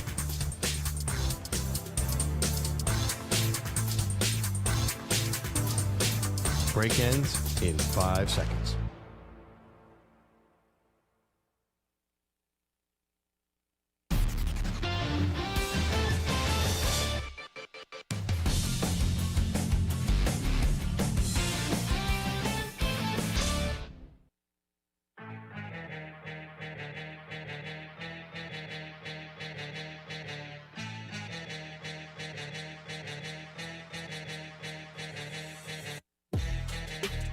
Welcome back to the Zach Gelb Show.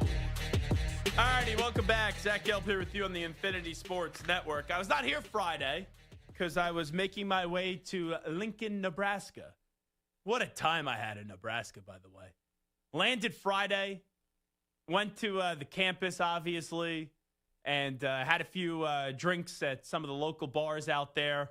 Then went to a phenomenal steakhouse called Casa Bovina, which is my second time going there. Last time I ran into Todd Gurley there. And Todd Gurley played at Georgia, but his fullback in college is the strength and conditioning coach at Nebraska. And we were sitting there, my friends and I, 2 years ago. And this guy that looks like Todd Gurley keeps on walking past. And my friends go, isn't that Todd Gurley? And after a few old fashions, I had the liquid courage to say, yo, Todd, as he was walking to the bathroom. And he picked his head up. And I said, oh, we were just wondering if it was actually you, Todd Gurley. And he sat down and he kind of talked to us for 25, 30 minutes. Then he went back to his table to finish up the meal with the folks that he was at. And I ended up going back to Lincoln this weekend. And what an experience. So obviously I know Matt Rule since my days at Temple. So I was a guest of the Rules. And Julie does a great job, Matt's wife, of organizing everything. And she actually has a hair salon now opened up in Nebraska, which is pretty neat. So we go to dinner Friday, myself, a few of my buddies that were there on the trip, my brother-in-law, Josh, who actually grew up with Matt, who I've become friendly with, and a few other people that we know from the Temple days. So it was just like 4 or 5 of us going out to dinner as a coach, and the rules were all getting ready for the game. We had to stuff our fat faces. Let's be real. Oh, we had such a meal. We started off with some salad. I got to get a salad out there. And then we had a charcuterie board that they served on like a wood kind of plate, which was just delicious. And we had some tuna tartare, bone marrow. What else did we have? Oh, I'm forgetting. So there was some certain potato dish that was really damn good. We got a Cajun ribeye. Then we got I think a New York strip, or it was some Nebraska fed steak. There was a bunch. I'm botching this right now on the order. I did the ordering. Actually, I was sitting at the table, just go run through the whole menu. And it was, you know what? I have pictures on my phone. I could tell everyone what the meal, the order was, if I just go through the phone real quickly. So let me just find the photos. Yeah, we start off with the salad. Then we had the charcuterie board. Then we had the tuna tartare. Then we had the bone marrow. Then we had 2 different steaks. Oh, yeah, it was some certain potato dish. I still don't even really know what it was. Oh, there was 2 pastas. There was one duck pasta, and then they had one of those, those cheese wheel pastas that they bring to the table and they do the fancy presentation? Yeah, we had one of those. We had like 3 different desserts, bunch of wine, old fashions, all that stuff. Got up early, 7:30, 7 o'clock wake-up call. Game starting at 11. We walk over to the stadium. We actually run out onto the field. I'm watching the game on the sidelines for the first half. Then halftime comes, and we have access to their family's luxury box. So my brother-in-law looks at me. We did have a runza in the second quarter. I had to get a runza. You're in Nebraska, you got to get a runza.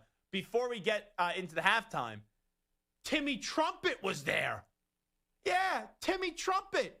Narcos. Do-do-do-do-do-do-do-do-do. He was playing, I guess, the night before at a concert in Lincoln, Nebraska on campus. He's doing the trumpets with 85,000 people. I got a selfie. He's sitting next to me, standing next to me on the sideline. And he's like watching the game in his trumpet jersey. It's pretty cool. So halftime comes. We had a runza, right before the end of the half.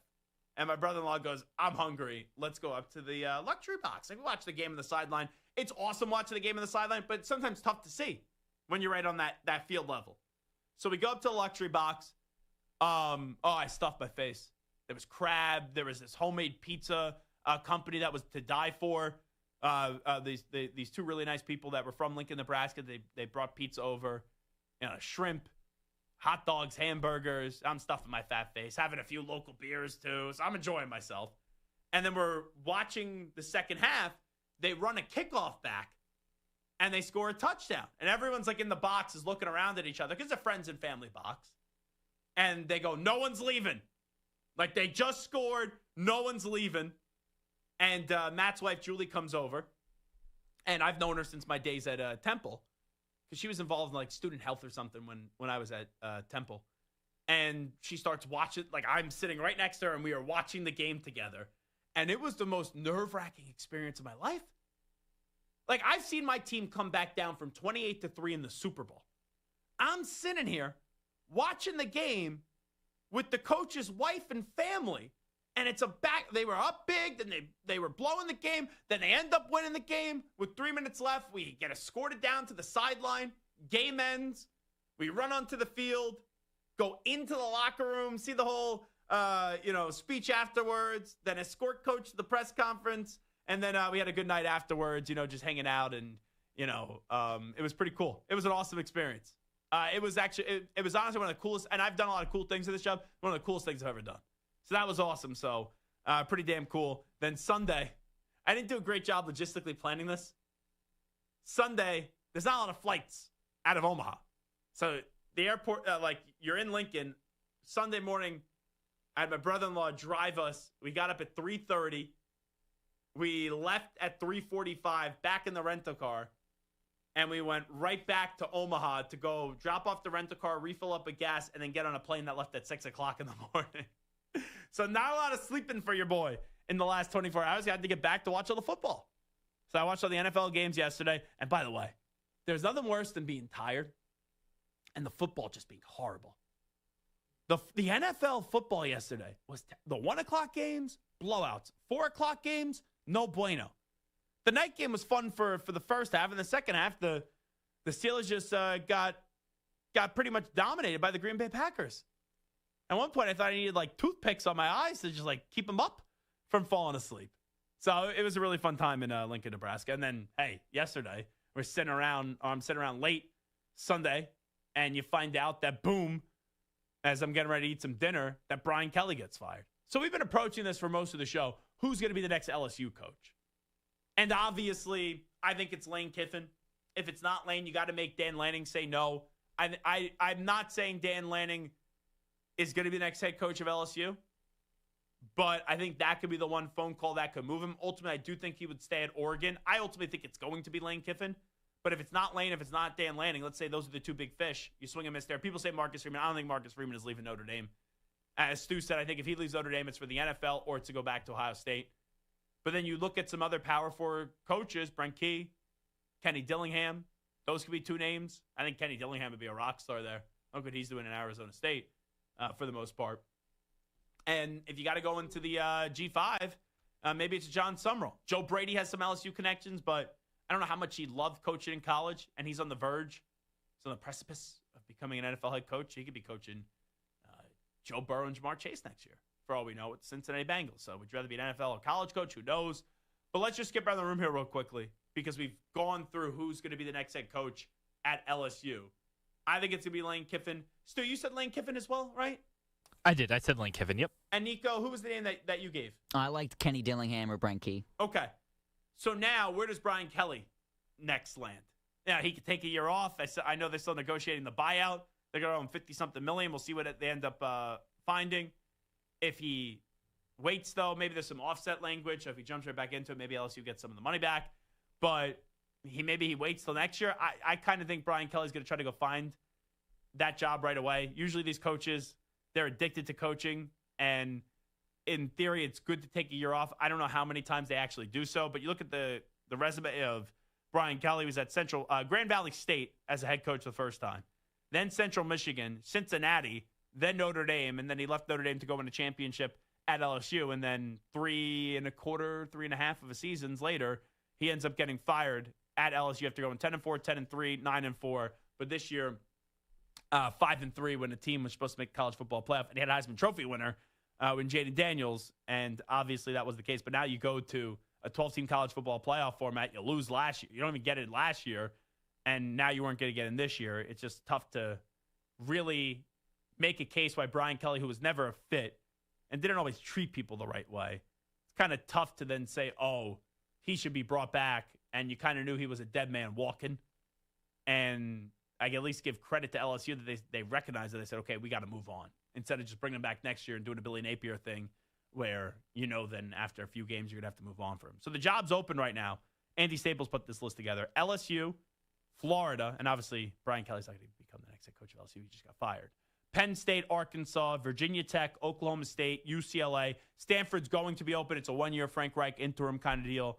Oregon State, Colorado State, UAB, Kent State. You could potentially have Auburn open, Baylor open, Kentucky open too.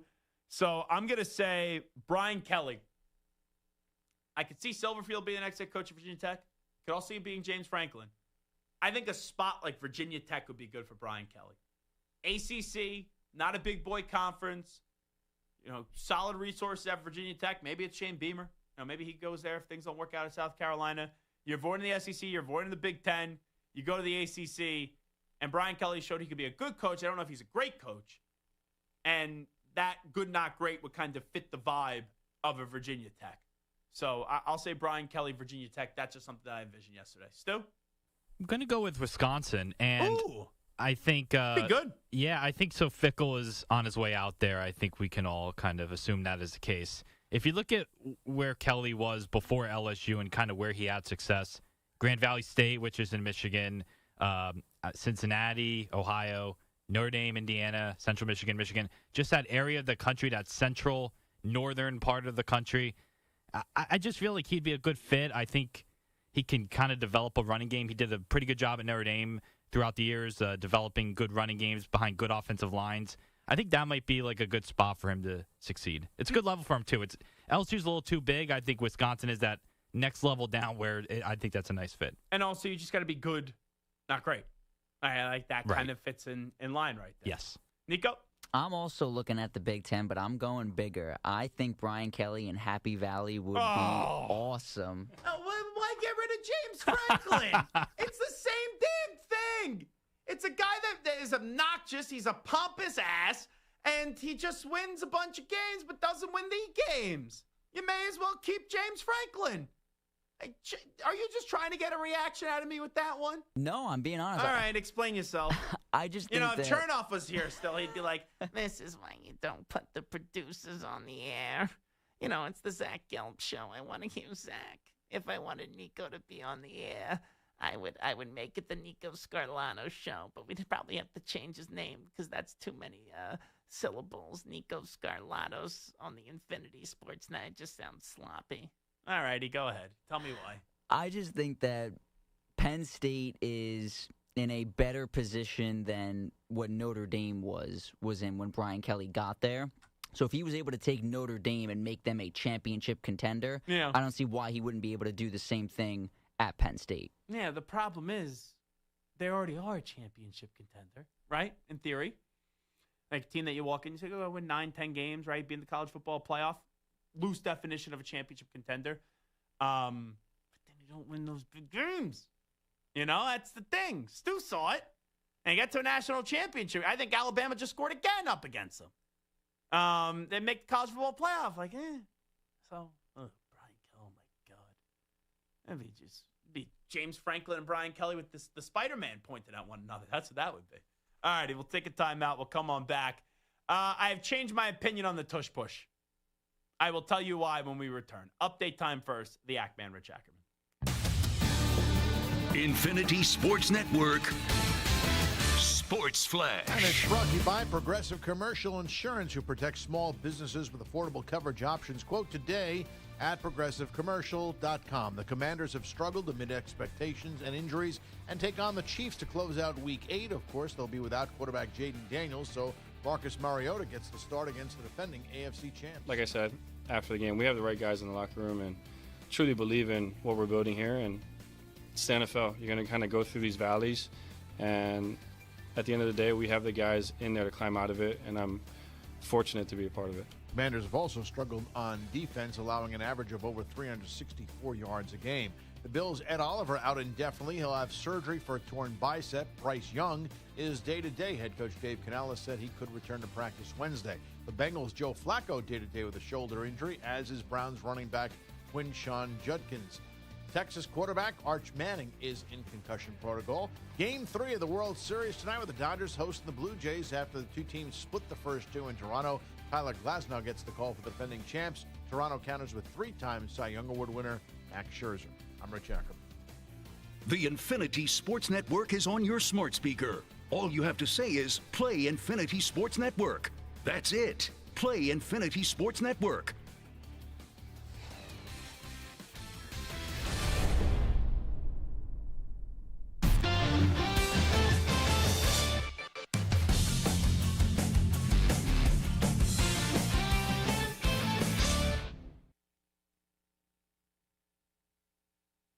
You're in a 5-minute break.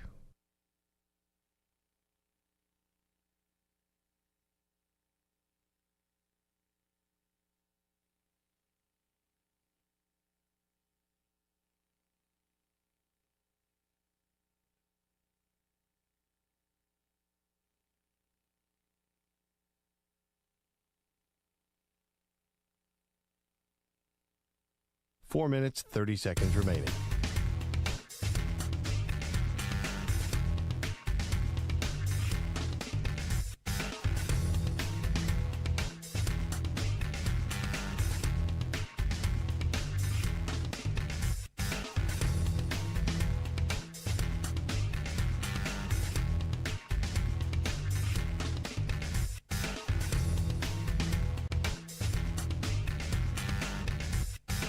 Four minutes remaining.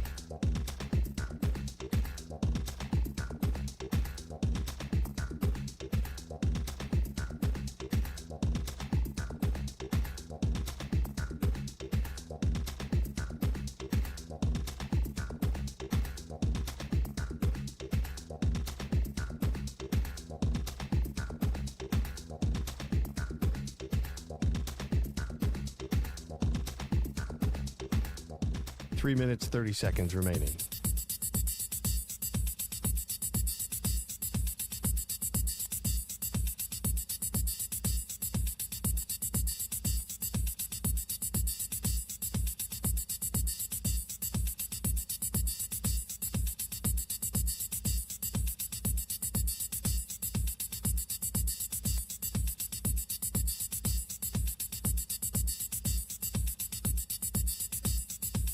Three minutes remaining.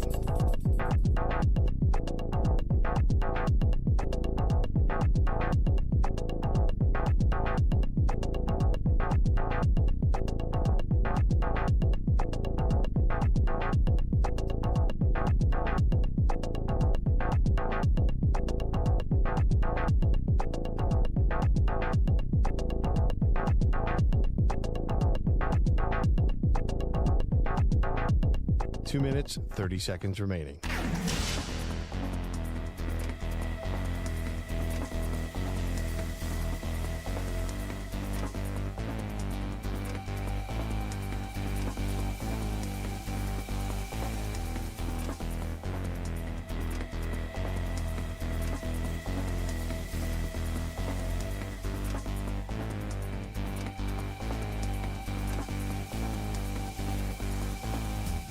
Two minutes remaining.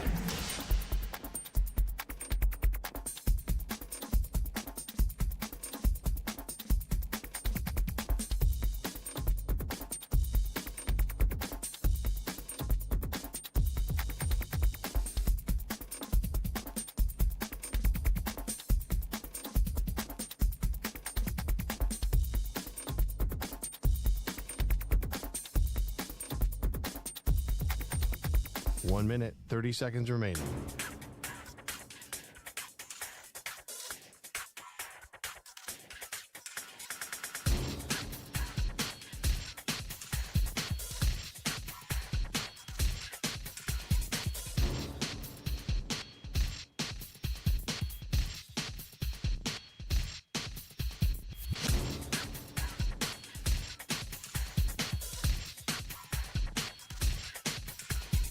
One minute remaining.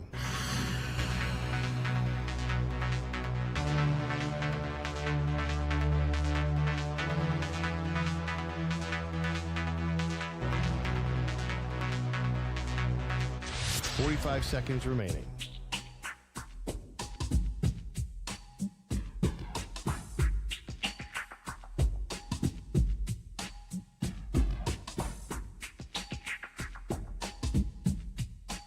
Seconds remaining.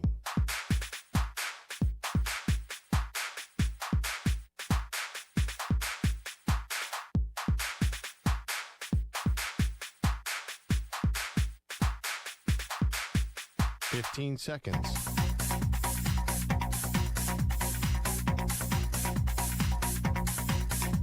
Break ends in 5 seconds.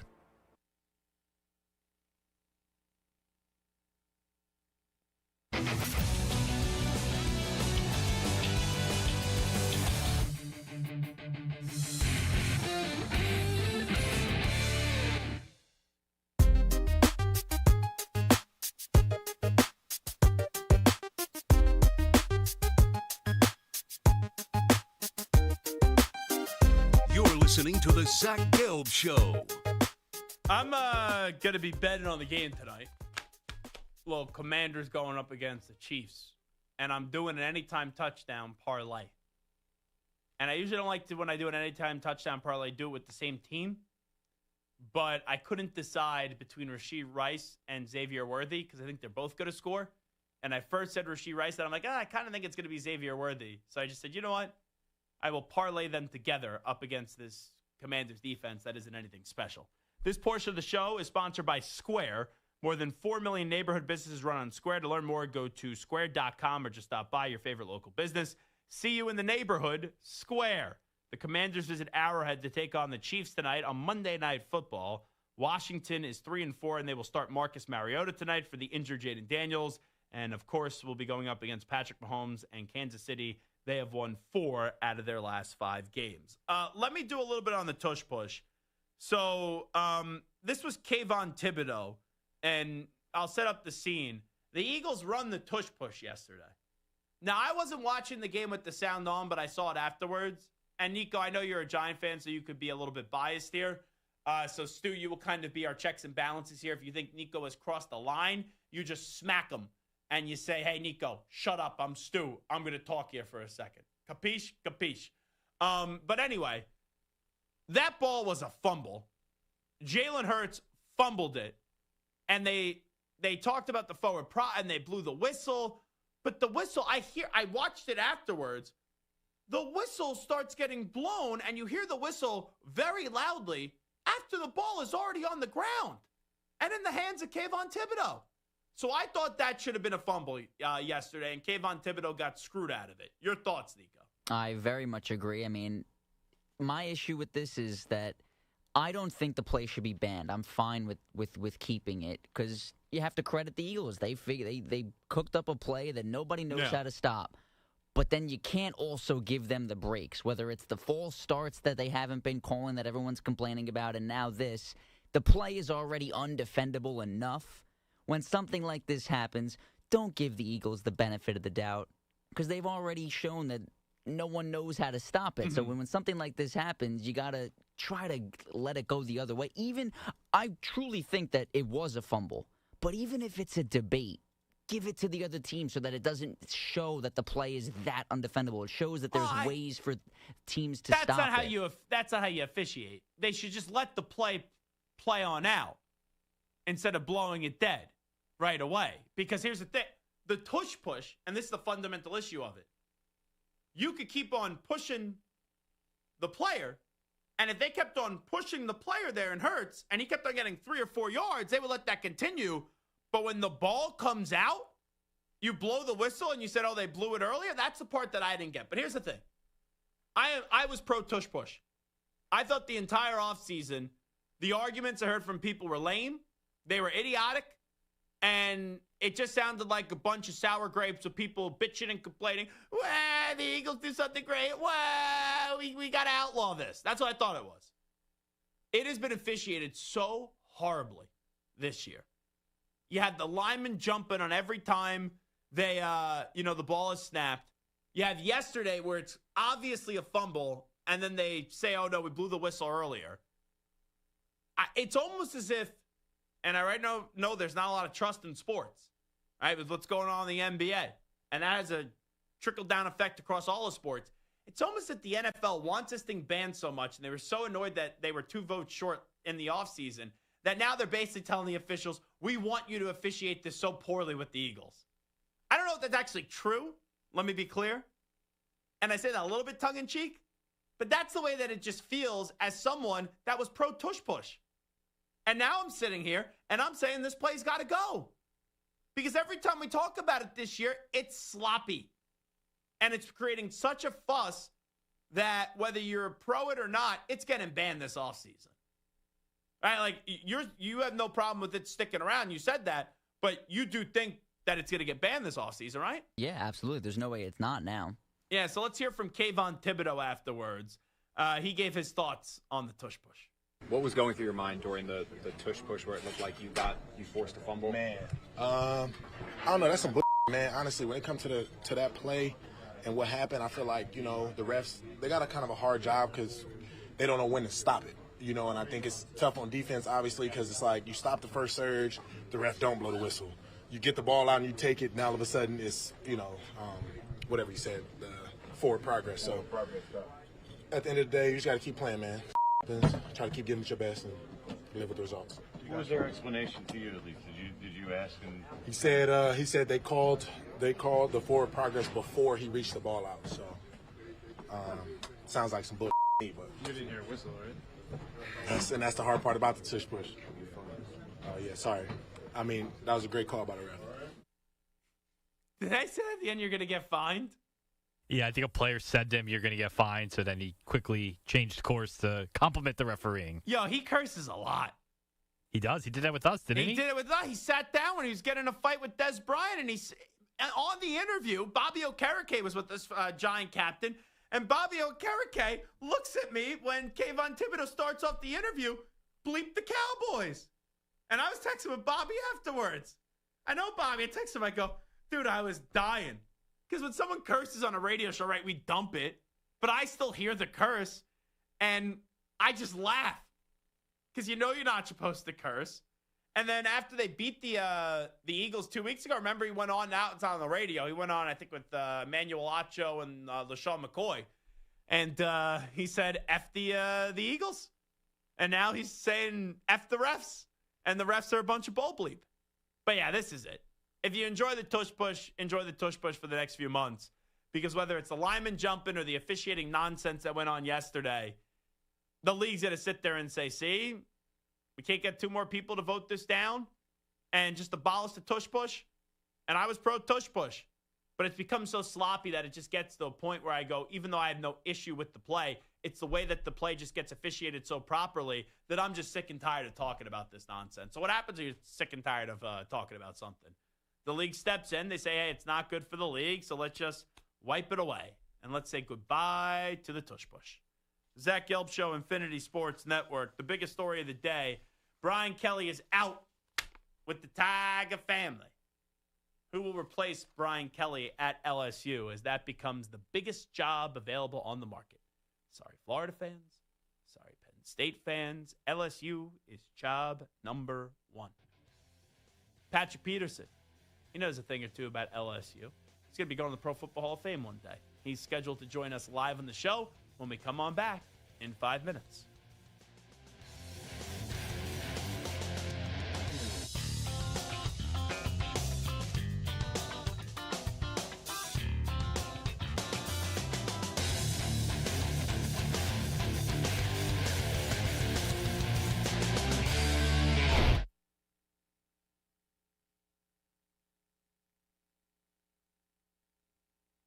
You're in a 5-minute break.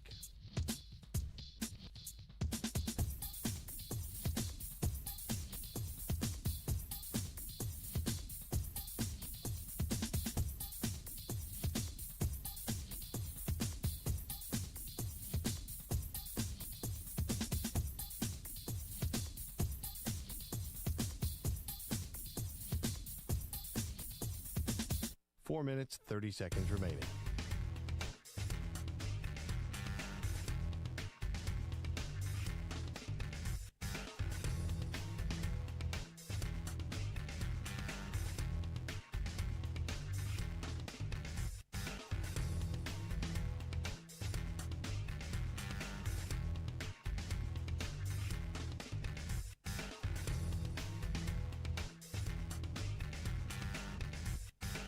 Four minutes remaining.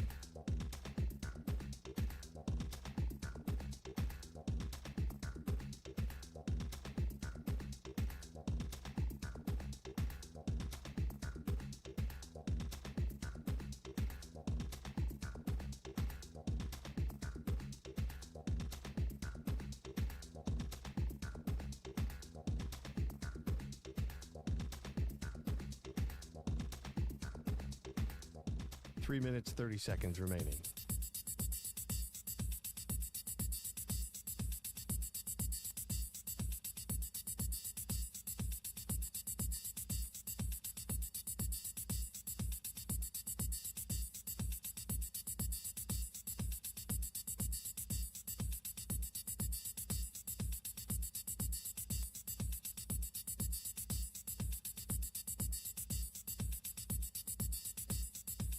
Three minutes remaining.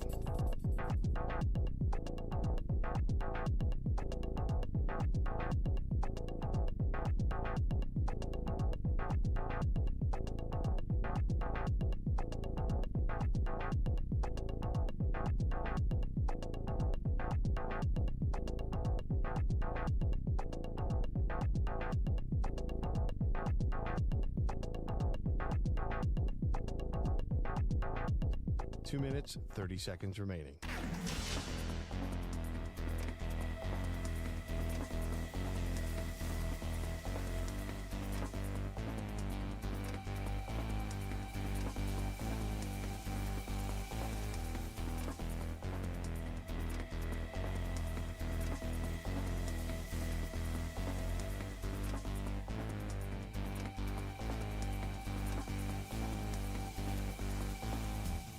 2 minutes remaining.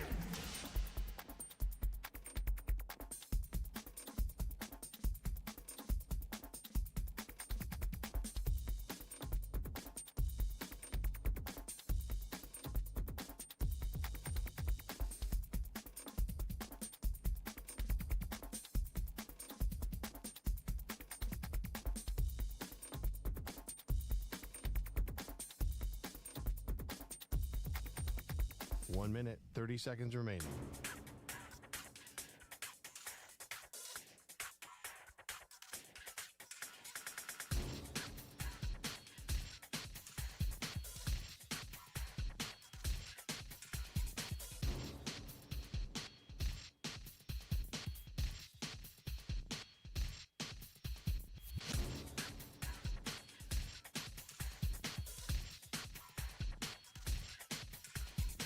One minute remaining.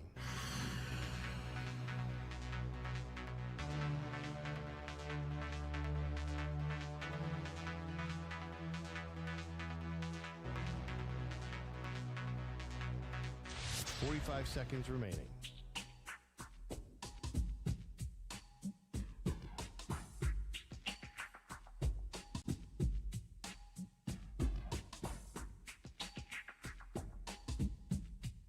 Thirty seconds remaining.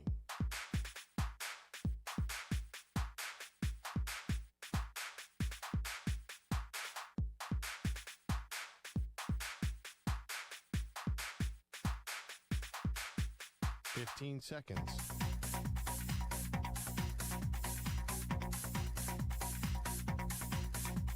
Break ends in 5 seconds.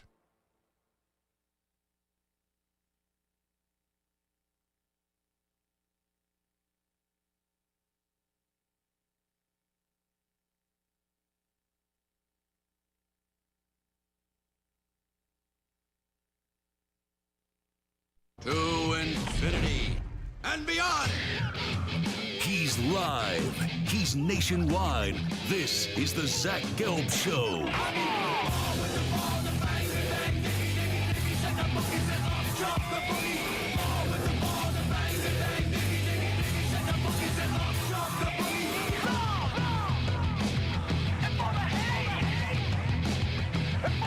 Here's your host, Zach Gelb. We got some NFL news and notes for you. Carson Wentz is going to IR. Wentz will undergo season-ending surgery on his left shoulder. That is per Adam Schefter. And Tom Pelissero has chimed in as well. And you go from Shefty to Pelissero. And the Pelissero news is that J.J. McCarthy is expected to be ready. I believe that is what the report was.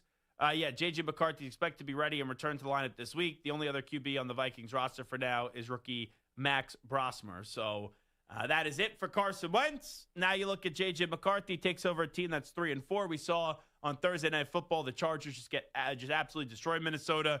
And these next 4 or 5 games are massive for the Vikings, who have so much talent. When you look at that defense with Brian Flores, and then you see the offensive names that they have, led by Justin Jefferson, Jordan Addison, and T.J. Hawkinson. You're at Detroit. You have Baltimore, who just got their second win. You then play Chicago, who just got beat around pretty good this past weekend. And then you're at Green Bay, and then you're at Seattle. That's the next 5 games. So this is a team that I thought could actually get to the Super Bowl this year. They just got some solid quarterback play. But, man, there's a lot of pressure on J.J. McCarthy, who the first 3 quarters of Game 1 did not play well. Then won NFC Offensive Player of the Week. Then in week 2 up against the Falcons, it was ugly. Has been out ever since with this ankle injury. Missed the game up against Cincinnati. Missed the game up against Pittsburgh. Cleveland had a bye week. Then Philadelphia, the Chargers. So 6 weeks that he has missed. And now we take a look. He's coming on back at Detroit. And it's tough to be optimistic, even though I think J.J. McCarthy was better than what he was at where people thought he was at Michigan. And I understand he was 27-1, I think it was, as a quarterback with the national championship victory, all those Big Ten championships. But he now has to prove himself. And Kevin O'Connell called his shot. He called his shot on J.J. McCarthy. They got rid of Sam Darnold. Sam Darnold's playing really solid football with the Seattle Seahawks. Now, last year he's played some great football with the Vikings. The last two games kind of soured a lot of people on Sam Darnold. Now for J.J. McCarthy, he's got to find a way to look the part here and win some games to kind of prevent this ship from sinking, because if they lose a bunch here in a row and they continue this 2-game losing streak, which is part of Carson Wentz, then, man, it could get really ugly this year for the Minnesota Vikings. And now joining us on the line is a LSU legend. He's going to be in the Pro Football Hall of Fame one day. That is the former great NFL defensive back, and that is Patrick Peterson, kind enough to join us right now. Pat P, what's happening, my guy? Man, how you guys doing? I'm also kind of a little upset. Why am I not in the SEC Hall of Fame yet? I mean, I just saw my guy Tyron just got inducted. You know, I did it before him. Congratulations to my guy. Mm-hmm. But I'm just trying to figure out how I'm not in that just yet, because I'm a SEC legend as well, right? Yeah, no, I would agree with that. Now, I will just say, and I shoot you straight here. I'm not like all these other hosts that just will say, oh, yeah, Pat P, whatever you say, everything's great and wonderful. Do you really care about the SEC Hall of Fame? I know the College Football Hall of Fame would be pretty cool. It's canon or bust. You know, like, let's be real. That's the Hall of Fame that people care about. It's definitely, I agree with you. It's definitely canon or bust. But at the same time, I still like accolades. You know, I still like adding something on to the trophy case. No, it's definitely fair. But if we're sitting here 6-7 years from now, they don't have you in Canton, Ohio, I'm going to do what I did for Leroy Butler. And I'm going to threaten to beat up the jackasses that vote for these awards until they actually put you in. I don't think I'll have to do that for you like I did Leroy and like what I also did for Jerry Kramer. But I could be an a-hole Pat if I need to be. I appreciate that. Thank you. You got it. All righty, so we have you on. You're an LSU legend. You're an SEC legend. You're going to obviously be in the Hall of Fame one day in the NFL. Forget about all the other stuff. But what was your reaction yesterday when you found out that Brian Kelly was getting dismissed from the Tiger family? Man, it's funny that you said it like that. But honestly, man, I wasn't surprised. You know, the expectations were very high. You know, when he first got there, you know, it came out of his own mouth that, you know, he came there wanting to compete for, you know, SEC championship, national titles, be in the college football, you know, playoff conversation each and every year. And he has fell short of that miserably. You know what I mean? So, yes, he is a great recruiter. He has gotten great guys in there, but I feel like he did not fit into the culture of the LSU brand. And he definitely started off on the wrong foot, trying to add that Southern twang in there at the basketball game when he was first introduced as the LSU head coach. Yeah, and you look at it in a 4-team college football playoff format. I get it, right? The standard of LSU is to still go win a national championship. But the last 2 years we're playing in a 12-team format. Last year couldn't be one of the 12 best teams in the country. And then this year, he clearly wasn't going to be one of the best 12 teams in the country. Now this shift to the 12-team format, I think it's bigger than just LSU, but you look James Franklin out at Penn State, Billy Napier out at Florida. It obviously, because there's more access to the playoff, it puts more pressure on these coaches to, at bare minimum, just go make the college football playoff. And that's the thing to me, Pat. He couldn't just be really good at LSU. Not even great, not even elite. If he was just really good, you make a 12-team playoff this year.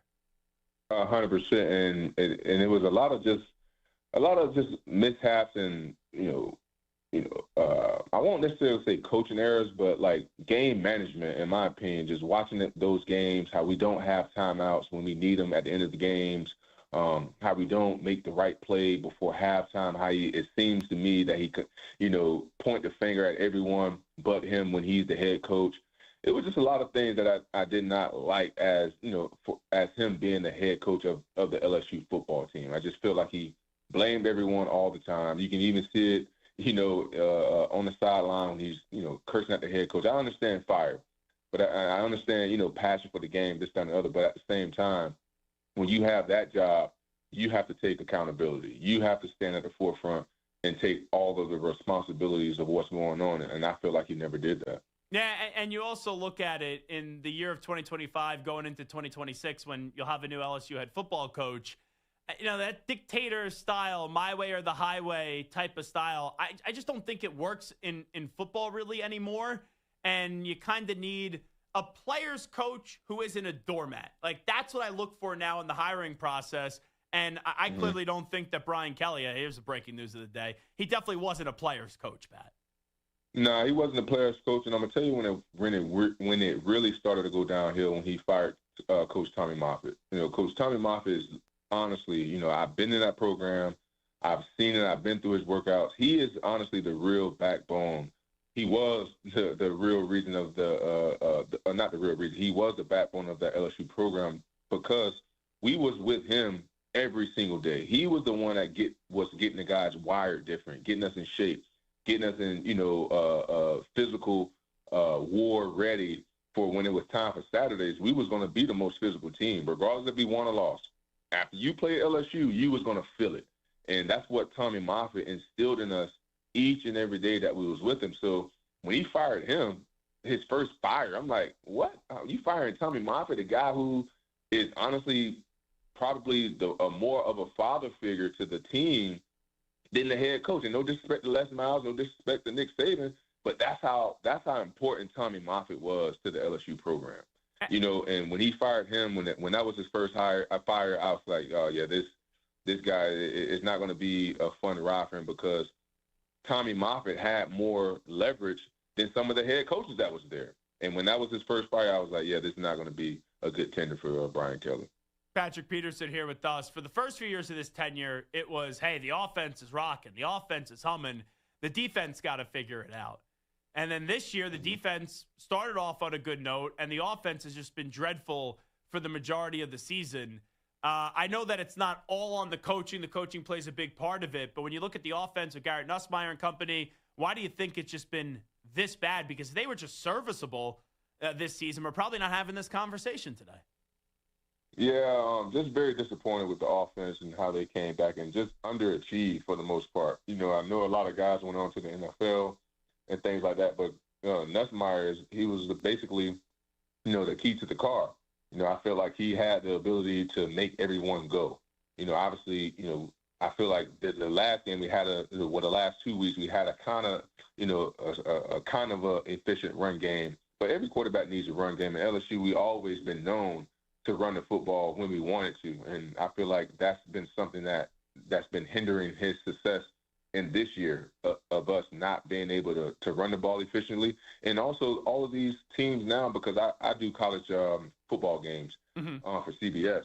So watching all of these defenses, they're lining up in these too high safety looks to where they're taking away the shot for the quarterback from the get-go. So therefore, now they're making these quarterbacks have to read through their progressions more often than none. And that's why you're not seeing as many 9 balls. You're not seeing as many deep posts as you was accustomed to seeing in years past, just because of the way defenses are setting up and taking away those deep shots from the quarterback first look. Let's say Scott Woodward calls you up and goes, Pat, I know how much you love this university. You're looking out for us. I just want to pick your brain.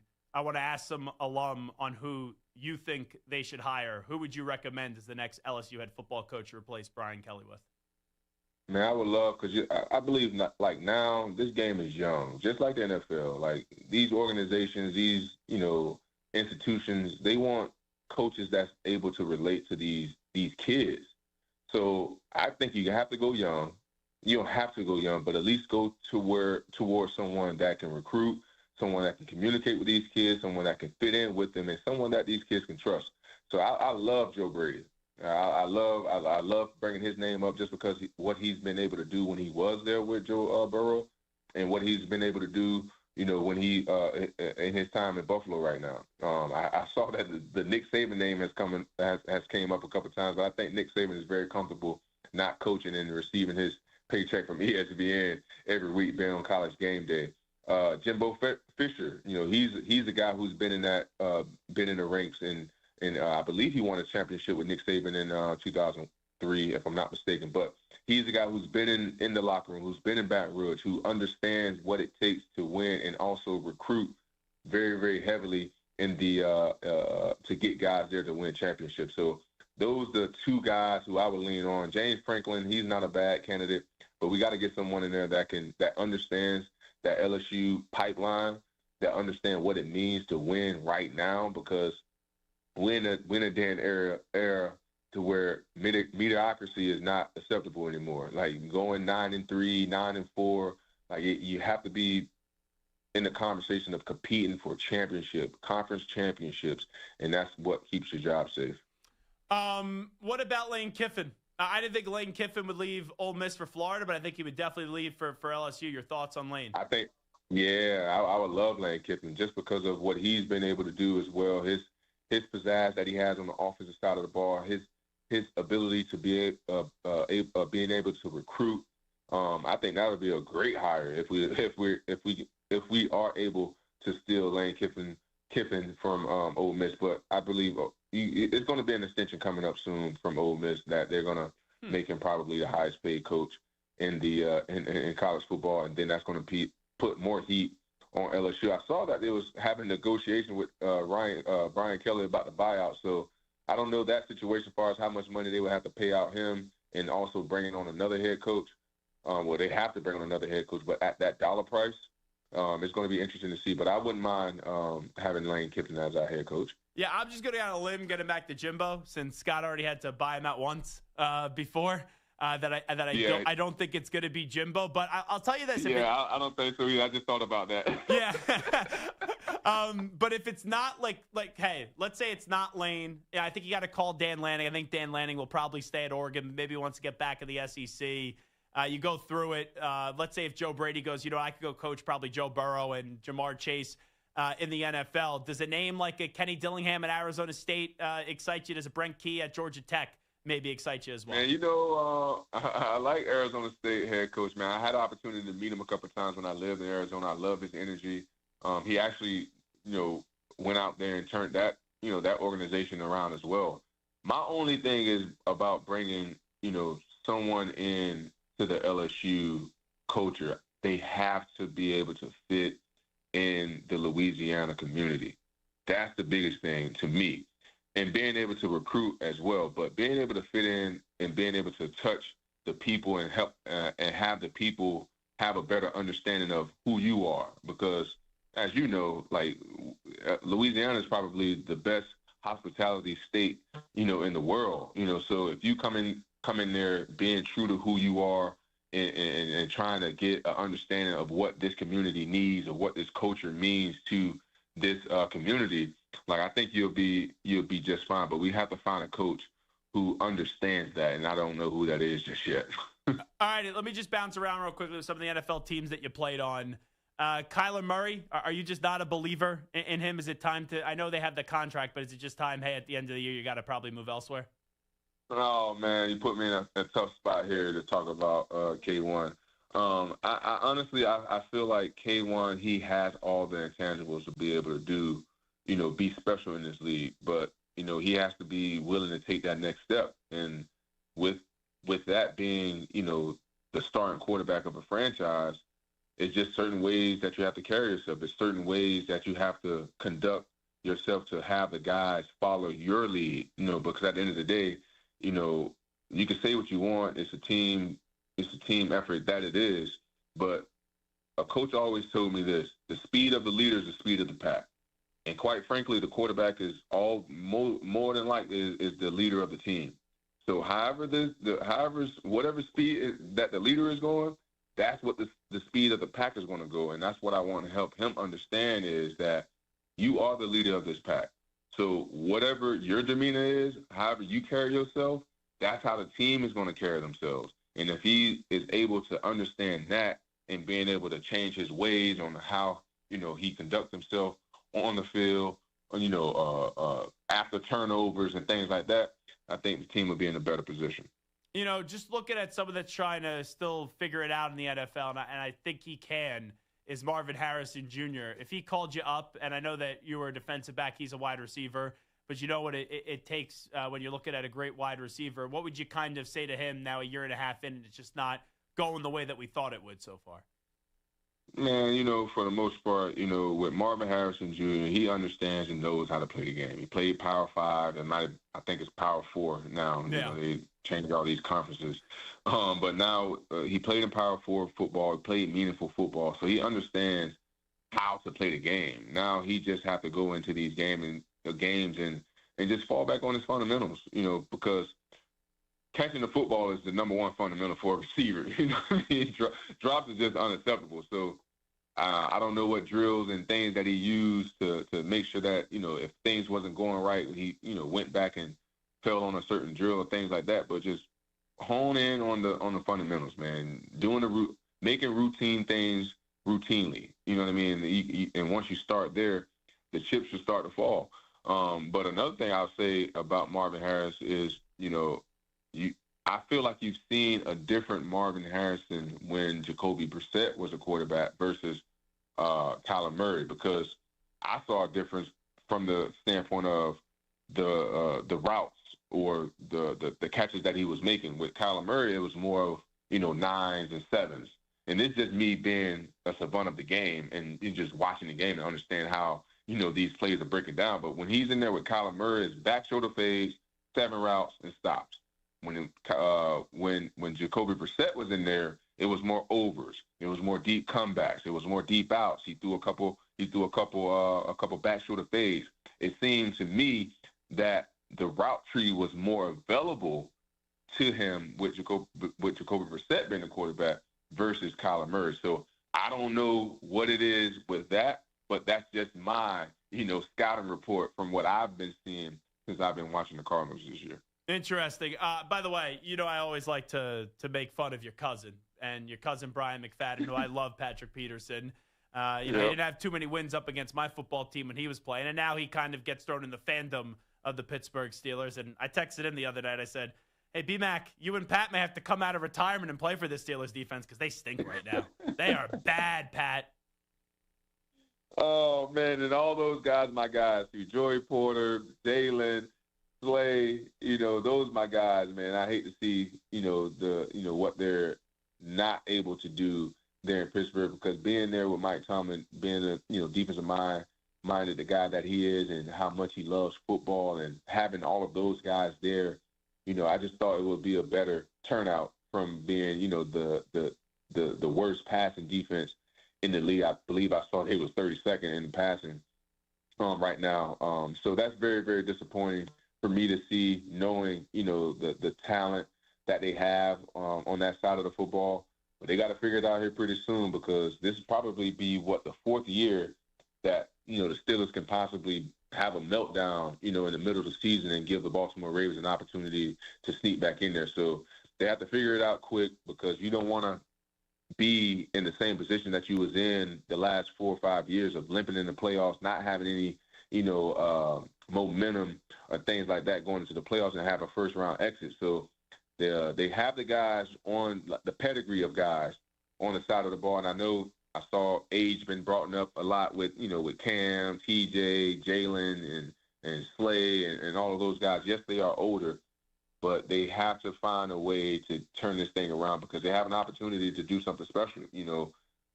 Every year is not promised, and they have to find a way to get out of this slump and get back on the winning track. One last thing I'll ask you, just because I know you played a little bit with Kevin O'Connell, and you're a big fan of his, obviously. And he's a really good coach. Obviously, it doesn't need to be said. But they make that decision to move off of Sam Darnold. They rock and roll with J.J. McCarthy. J.J.'s now going to be coming back after the absence. Carson Wentz is done for the season. That was just coming on out a few moments ago from Tom Pelissero and also Adam Schefter. Just what do you think the dynamics in that locker room are, especially the offensive side of the ball? When you had Sam last year, okay, you let him go, you go to the youngster, and so far J.J. McCarthy the last 2 years has barely just been on the field. What do you think players are thinking right now when they're looking at that offense? Well, yeah, the Minnesota Vikings were in a very unique situation because, yes, they had Sam Darnold. Yes, they had Carson Wentz on roster, but at the same time, they drafted a first-round quarterback. So there's not many teams that's going to continue to put unless you're the Green Bay Packers. Yeah. There's not many teams that's going to waste, years on having their quarterback just sit on the bench and just learn from the sideline. Deion said it best. I never learned anything from the bench. You know what I mean? So you only learn from actual action. And they were in a unique situation to where they had a first-round quarterback who, ultimately got hurt because he was going to be the starter. for the most part. He was going to have his time to play in his first year, however we want to look at it. So he was going to play. He's a first-round draft pick. So therefore, they had to get rid of someone and not being able to and not wanting to sign Sam Darnold to a deal that he wanted because the year that he had. Yes, they could have franchise tagged him if I'm not mistaken, but they didn't want to do that and pay that $33 million ticket or whatever it was. So the Minnesota Vikings were in a very, very unique situation to where they had just came off of drafting the first-round quarterback. We hear all reports that this is Kevin O'Connell's guy. He loved him from the jump, throughout the draft process. So you knew that he wasn't signing, Sam Darnold back for the number that he wanted. So they have all the trust in the world in J.J. McCarthy. I know you don't have much film on tape, but, they just have to wait to see what he can offer to this football team. But I don't think there's any whispers in the locker room about, not signing Sam Darnold back. He is the future Pro Football Hall of Famer. Does a great job calling college football games on CBS now. You catch him on podcasts with Andrew Filipponi, in addition to his cousin Brian McFadden. That is the great Patrick Peterson, who, by the way, knows how to order in a restaurant, a steakhouse in New Orleans very, very well, if I may say so myself. All right, Zach, man. Always good talking to you, brother. You got it. There he is, the great Patrick Peterson. We'll take a timeout. We'll come on back. We will do a little onside, offside next.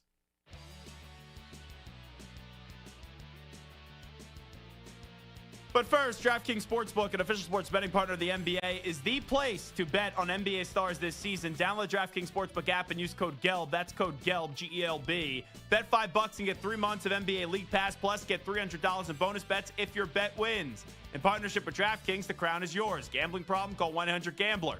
In New York, call 877-8-HOPE-NY or text HOPE-NY 467-369. In Connecticut, help is available for problem gambling. Call 888-789-7777 or visit ccpg.org. Please play responsibly on behalf of Boot Hill Casino and Resort, Kansas. Pass-through per wager tax may apply in Illinois. Must be 21 plus. Age and eligibility varies by jurisdiction. Must be present in state where it's lawful to wager. Void in Ontario. Restrictions apply. Bet must win to receive bonus bets that are non-cash credits that expire in 7 days. Minimum odds required. NBA League Pass is subject to blackouts and other restrictions and auto renews until canceled. Additional terms at dkng.co/audio. Limited time offer valid until November 16th, 2025. You're in a 4-minute break.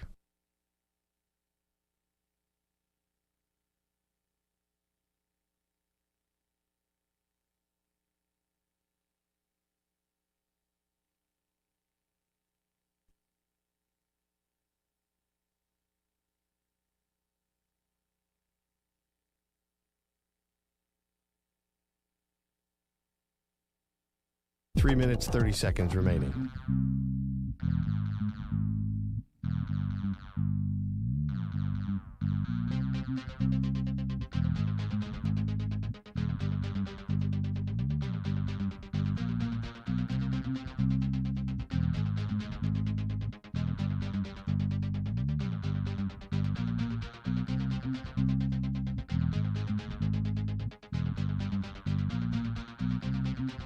Three minutes remaining.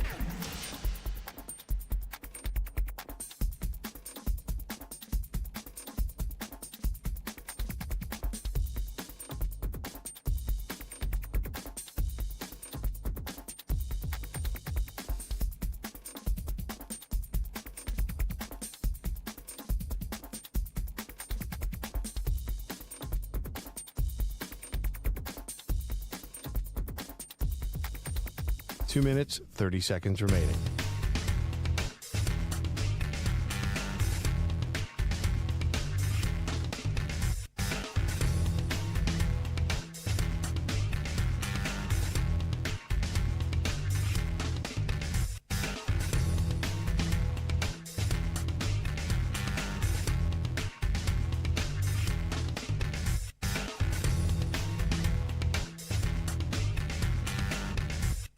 Two minutes remaining.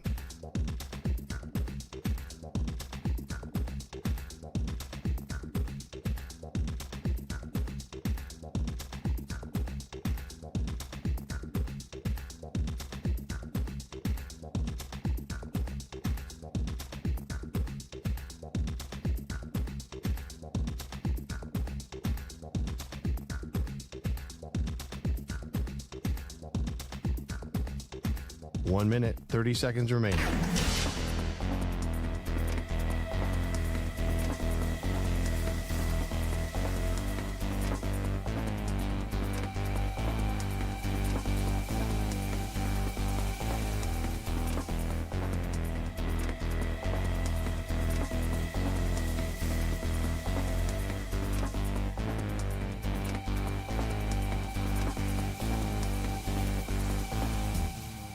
One minute remaining.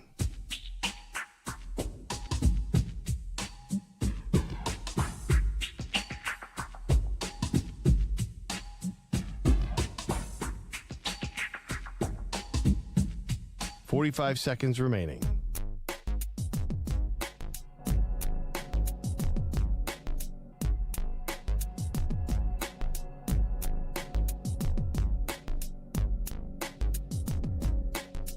"30 seconds remaining.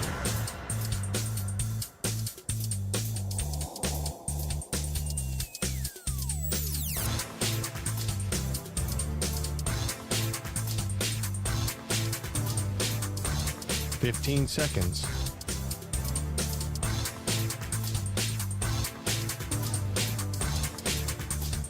Break ends in 5 seconds.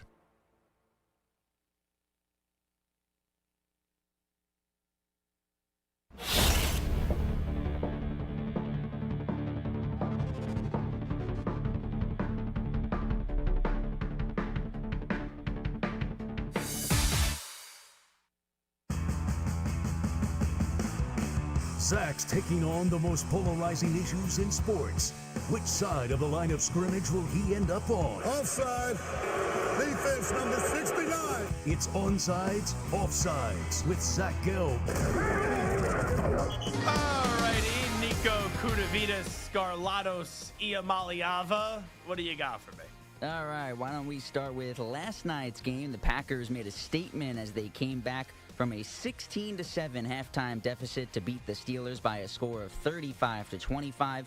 Green Bay is now 5-1-1 on the season, and they are the only team aside from the Colts to only have one loss on the season. Onside, offside, the Packers will make the Super Bowl within the next 3 seasons. You know what? If you were to say win a Super Bowl, I would not sit here and say onsides. Make a Super Bowl? You look at the landscape of the NFC. Eagles are 6-2. They're right there. Cowboys, Commanders, Giants are question marks. Cowboys and Giants are close. Jaden Daniels has been injured. The Lions can make a Super Bowl in the NFC North. The Bears not there yet. The Vikings not there yet. In the South, you know, Tampa Bay is a good team, but people still wonder, are they just their apex get into an NFC Championship game? Can they actually make a Super Bowl? Forget about the Panthers, Falcons, and Saints. Seahawks are good, but what is Sam Darnold going to do in a big game? Rams, I don't know if Matthew Stafford's going to be there for 3 more seasons. 49ers, they got QB issues, even though their team is so good. And the Cardinals are 2-5 right now. So you look at it, even though the NFC is a really good conference, there's a difference in good and elite.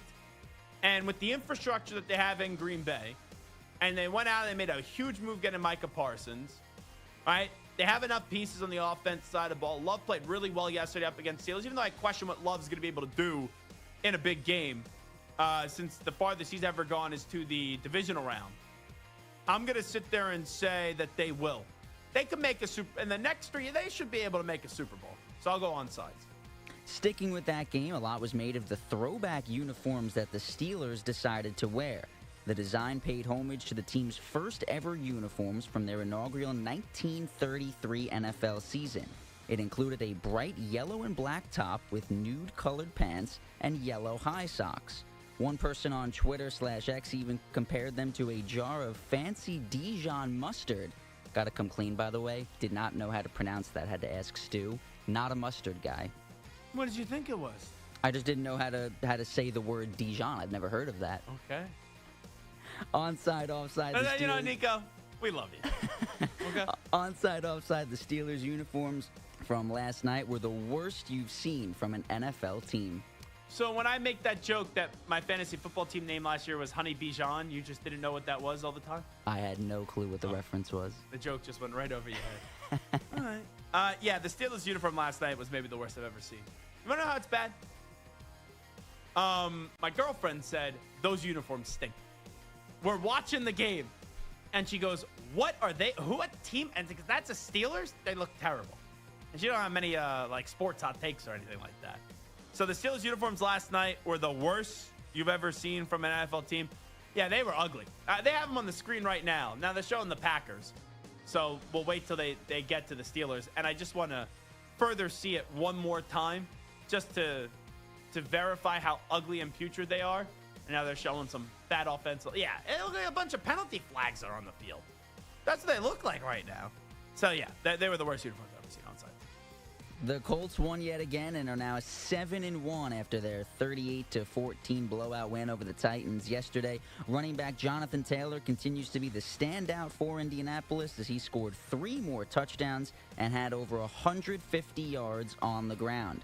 After the game, Taylor was even getting MVP chance as he is now on pace for 2,244 yards and 31 total touchdowns. Onside, offside, Jonathan Taylor will win either the MVP or Offensive Player of the Year this season. Usually the offensive player goes to the best non-quarterback in football. That's usually how it goes. I think it's still tough to win the MVP. I think he'll be in consideration for the MVP, but right now, yeah, he would be my pick for Offensive Player of the Year, and I think it will continue.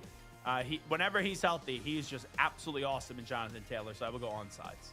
While we thought we were going to see Lamar Jackson suit up this weekend against the Bears, we didn't, and his continued absence has been joined with a lot of criticism of how Baltimore handled the injury status. They could be subject to discipline after listing Jackson as a full participant in Friday's practice when he only ran the scout team. The Ravens then changed Jackson's practice participation to limited Saturday while ruling him out. Onside, offside, the Ravens should be docked a draft pick for their handling of Lamar's injury status. Now, I have class, unlike some of those Ravens teams and Colts teams that bitched and complain about things that my Patriots may have been doing or may not have been doing, and they cried a lot because they didn't like that my team would always beat them whenever it mattered. And John Harbaugh, at times, is a big baby throughout all that stuff. I'm not going to sit here. It was shady what they did, and it wasn't an honest mistake. He lied to all of us when he said that the other night. I'm not going to sit here and say they should be docked a draft pick. I just think it's going to be a large fine, so I will go offsides on that. Offside! We had not one but 2 disappointing games yesterday from teams who have playoff aspirations. First, the Falcons fell to the Dolphins by a score of 34-10 with Kirk Cousins starting at quarterback. Also, the Bears lost to the struggling Ravens 30-16, who were still without Lamar, as we previously mentioned. Onside, offside, both the Bears and Falcons will miss the postseason this year. Oh, yeah. The Bears and the Falcons will miss the postseason. I'm going onsides there. Atlanta has no consistency to them. They celebrated like they won a Super Bowl after beating Buffalo. And the Bears, I think the last 4 weeks, obviously rather win than lose, but I thought they were misleading up until yesterday, and they got back down to earth a little bit. But you look at it, the Eagles are going to win the NFC East. Packers and Lions will both get into the playoffs. Tampa Bay is going to win the South in all likelihood. And then you got the Seahawks, the Rams, the 49ers. So that would be 7. Even if they all don't make it, then there's a spot open. But you look at the chase here. The Bears against the Seahawks, Rams, and I think the Seahawks, Rams, and 49ers are better positioned than the Bears. And we'll see what happens with Minnesota, too, now having to go to J.J. McCarthy, which I'm not all that optimistic about these days. But I would say that, yeah, the Bears and Falcons will both miss the playoffs this year, on sides.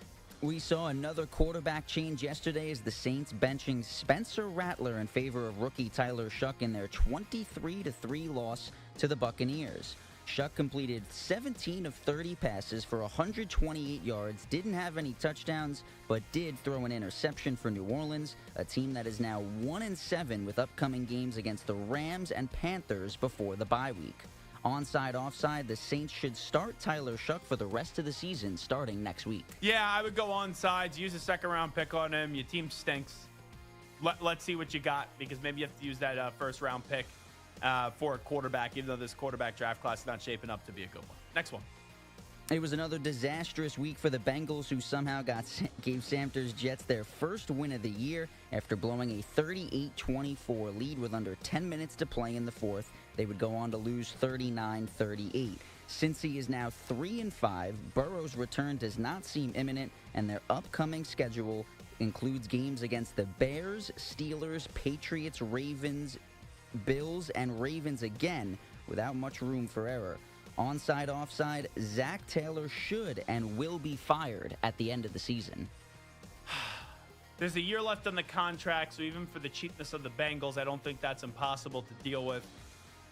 I'm kind of thinking, I know Patrick Peterson said Joe Brady to LSU. I'm kind of thinking it's going to be Joe Brady to the Bengals to team him up with Jamar Chase and Joe Burrow. So Zach Taylor should and will be fired at the end of the season. I'm going to go on sides on that one.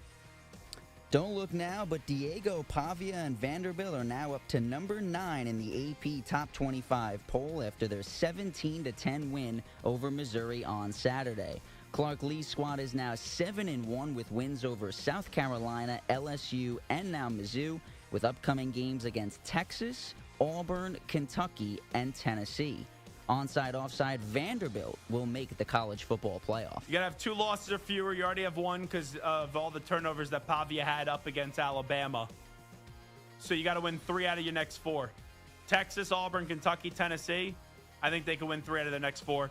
So I'm going to say that the Commodores will make the playoffs this season. Onside.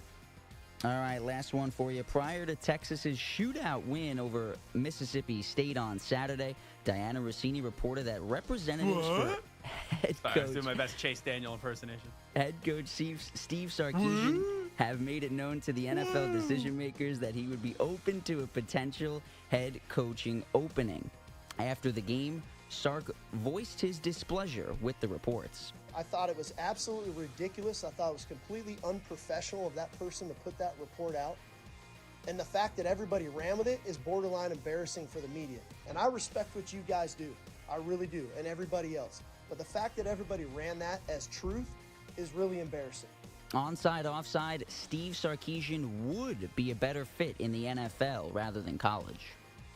No, I'm fine with him in college, and I'm curious how this will go with Arch next year. If he wanted to abandon ship because he doesn't think Arch is that great, maybe that's a reason, but I actually believe in that he wants to stay in college, and the last 2 years in college, he's had Texas in the college football playoff. Had him in the SEC championship game in the first year in the SEC, won the Big 12 in their final year in the Big 12, had him in the playoff both times, and in the Final Four in both times. Obviously, one was a 14 format, last year was 12. So Sark would be a better fit in the NFL than college. I'm going offsides on that one. Offside. All right, that will do it for onsides, offsides. We'll come on back. We will take a look at the game tonight between the Chiefs and the Commanders. And also, we'll get to our Ask the Pros question. Update time. Here's Zach. Infinity Sports Network Sports Flash. And it's sponsored by Progressive Commercial Insurance. Your small business keeps you on the go. Progressive Commercial Insurance keeps your policy within reach with their easy-to-use mobile app. Learn more at progressivecommercial.com. The Commanders and Chiefs are the final game of Week 8. And Kansas City has turned it around after an 0-2 start, winning 3 of its last 4 games. And Washington will be without Jaden Daniels again, so Marcus Mariota starts. The Vikings need another option behind J.J. McCarthy with Carson Wentz going on IR. He'll need surgery on his left shoulder and is done for the year. The Bills' Ed Oliver out indefinitely, the torn bicep that requires surgery. The Panthers' Bryce Young could be back at practice on Wednesday. He's day-to-day, while Joe Flacco is dinged up with a shoulder injury. He's too day-to-day, as is Browns rookie running back Quinshawn Judkins. Game 3 of the World Series tonight in L.A. with the Dodgers and the Blue Jays even at 1. 3-time Cy Young Award winner Max Scherzer is looking for another championship ring in a World Series for the 4th time. And also, he'll go up against Tyler Glasnow tonight in Dodger Stadium. I'm Rich Ackerman. This is the Infinity Sports Network. Check out our new and improved website at infinitysportsnet.com. That's infinitysportsnet.com.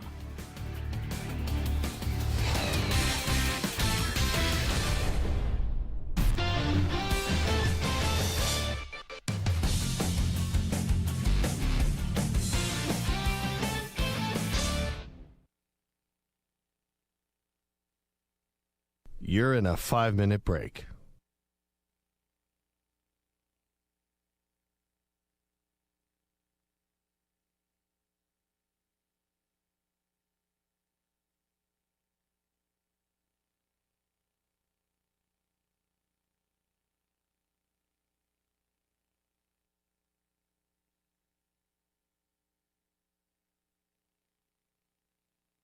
Four minutes, 30 seconds remaining.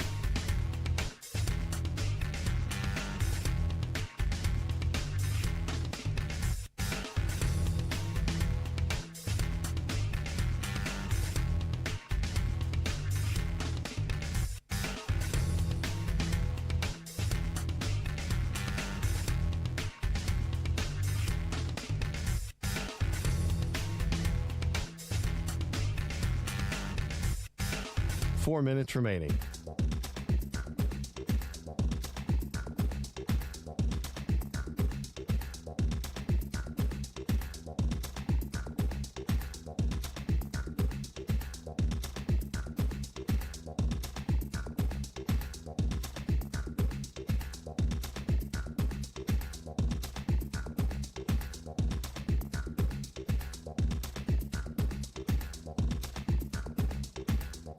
Three minutes, 30 seconds remaining.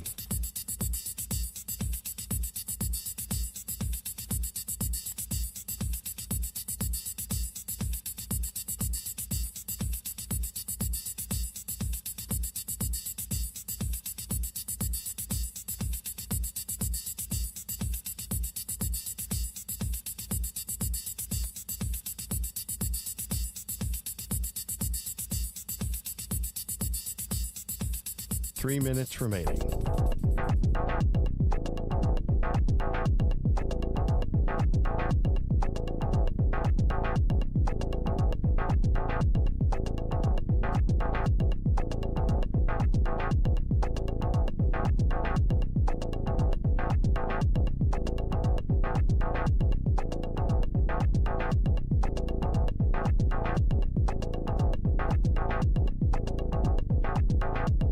Two minutes, 30 seconds remaining.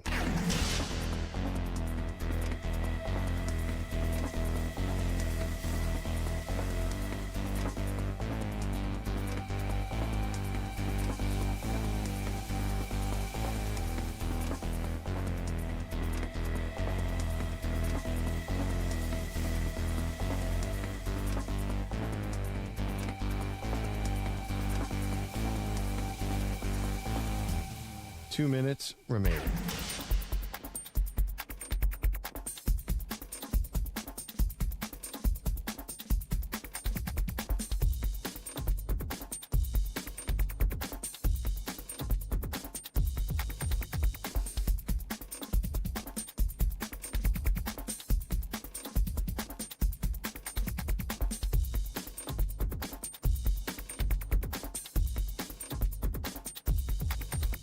One minute, 30 seconds remaining.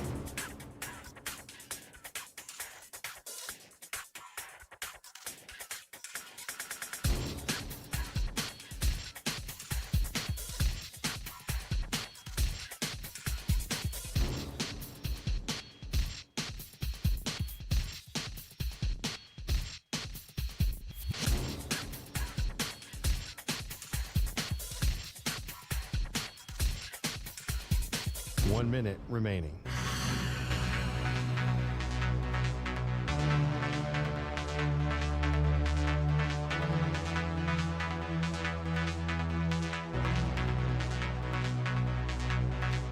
Forty-five seconds remaining.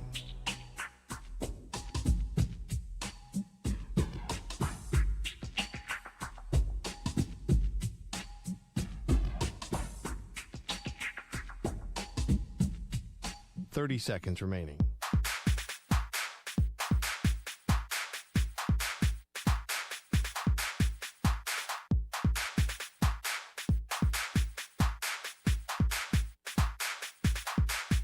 Fifteen seconds.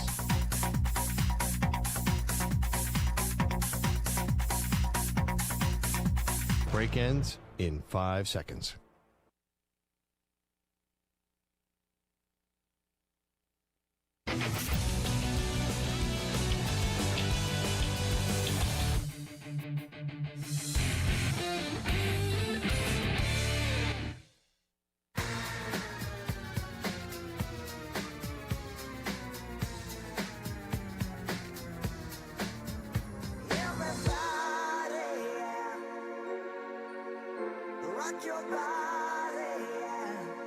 Hey, this is Howie. And this is Nick from the Backstreet Boys. And you're listening to the Zach Gelb Show. And guess what? Zach is back. All right. He's live. He's nationwide. This is the Zach Gelb Show. Oh, my God, we're back again. All right, it's time to answer Ask the Pros question of the day. It's brought to you by O'Reilly Auto Parts. At Psych Mampter, at Moist Mike ISN. Is Nico Team Ranch or Team Blue Cheese? Considering he didn't know Dijon, I bet he's ranch with dino nuggets. Hashtag ask the pros, as we found out that Nico Kudavitas Scarlatos Iamaliava didn't know what Dijon mustard is. Anyway, you could submit a question by tweeting at INF Sportsnet or at Zach Gelb using the hashtag ask the pros. Think O'Reilly Auto Parts for all your car care needs. Get guaranteed low prices and excellent customer service from the professional parts people at O'Reilly Auto Parts. O'Reilly Auto Parts. So Stu, I love Stu, but he has a flaw. Ranch, and he's a cat guy. Okay? Nico? Well, Santer has many flaws, but he's also a ranch guy. But you, I think very highly of. And it's funny, since you've worked with us for probably like 2 years now on the show, right? Yeah, just about. Right? Filling in. You know, like you're basically our number one main fill-in. Are you ranch or blue cheese guy? This, with wings. This might not be the answer that anyone wants to hear, but I'm going to go with neither. No. You can't go neither. That's not how this works. I don't like the taste of either. Okay, so you eat wings, you just don't dunk them in anything? So I'll get mild wings, and then Mild? All right, so I might go like honey barbecue. I'm not saying I only eat mild. You don't go like at least medium? That's too You go little no. mild wings, you little baby? Too spicy right. for me. But I'll dip it in whatever sauce I got the wings in. So like if I get mild wings, I go, can I get an extra side of mild? And then I dip it so I have like double the sauce. So why don't you just get medium then? If you're loading up in the double mild, why not just get medium? Because the double mild doesn't make it any hotter. It just makes it more. You wear floaties while you eat that too, in a little bib? Oh my God! All right, do you at least be a man, and you have a bone in that wing? Yeah, that's fair. That's fine. Are you a drumstick or a flat guy? All flats. Ugh, you're the worst. I'm a drumstick guy. If I can, I would go all drumsticks. If the place came to me and go, hey, we have all drumsticks on wings.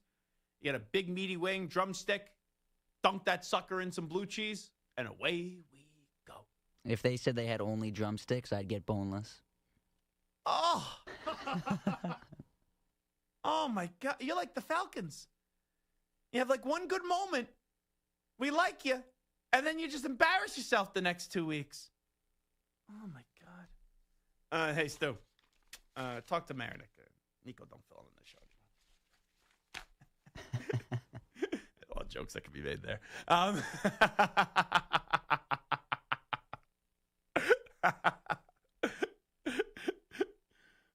Anyway, real quickly, we'll skip around the room here. Tonight, 10.5 points is the spread.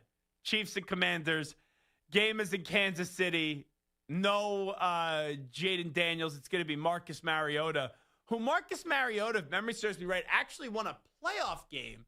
I think it was in Kansas City when the Chiefs just gagged that game away up against Tennessee Titans. And Tennessee won that when Marcus Mariota was supposed to be the franchise quarterback. So who you taking to win tonight? Well, they cover the 10.5 point spread if you're going with Kansas City. We will start things off with Mr. Mild Wings. No ranch, no blue cheese. And if you gave him all drumsticks, he's going with the dino nuggets. So here is a baby Nico. What do you got? I do like Marcus Mariota, but I'm going with the Chiefs. At home, there's no way they lose this game tonight. At Psych Manter, he says, fire Nico immediately. Anyway, Stu, what do you want here? I'm going Chiefs. I think Chiefs will win by at least 14 points. So, yes, I think they cover. So I did my bet tonight already. I did my anytime touchdown parlay, Xavier Worthy and Rashee Rice. I will put both them to score touchdowns tonight for Kansas City. I don't like when we all take the same thing. Not that I try to contrive the arguments, because then we would just call ourselves FS1 when you would sit there and just take the other side, like when Skip Bayless was working there. But there's a chance then that we all take the Chiefs laying 10.5, and then we're on the air tomorrow, and it's, oh, look at these three dummies, these three stooges. I know Santer's off tomorrow. You in again, Nico? I will be here, yes. Oh, so there's a well, you think you got to be here. After those wings remarks, we're going to have to look at the roster and evaluate the roster. What's Ray Jarvis up to tomorrow? You know, the roster's thin these days. I'd be good with Ray. Connor Armstrong's good. Jack Carty's solid. I don't want to keep on naming names, and people are going to get mad at me. Oh, you name me on the show. I do think the Chiefs could win. I think the Chiefs could cover the 10.5 points. This feels like 34-17. And the Chiefs, then they're going to be sitting there high and pretty at 5-3 after they win tonight. And then next week, they got a good game. Or I think there actually may be a bye sandwich in between. Let me just double check there. Yeah, there is a bye sandwich in between. But then they have, actually, no, there's not. Sorry.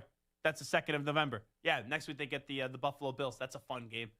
With the way the Bills have been playing, coming off that loss to Atlanta, then how they bounced back yesterday in a big blowout fashion win up against Carolina Panthers. So you could have a 5-2 Bills football team going up against 5-3 Chiefs team next week in not Ralph Wilson, whatever, a New Era Field before they shut that baby down. That would be a good one. So yeah, I'll take the Chiefs tonight, laying the 10.5 points. Alrighty, that will do it for a Monday edition of the Zach Gelb Show on the Infinity Sports Network. I will be back mañana along with Stuart Kovacs, Rich Ackerman, and we think for now, Nico Scarlatos. You know what, Nico? We may have to bring in wings tomorrow. Like bone-in wings tomorrow. Medium, not hot wings. And have you just dunk them in blue cheese and see your reaction. I don't know if we'll actually do that. But big thanks, Patrick Peterson, for joining us. Most importantly, big thanks to each and every one of you for sticking with us on this very, very busy Monday. You can always follow me Twitter and Instagram at Zach Gelb, ZACHGELB, or you can get me at The Zach Gelb Show on TikTok. We'll talk mañana, everybody, at 3 p.m. Eastern, noon Pacific time. We out. Bye-bye. Have a good evening. Peace.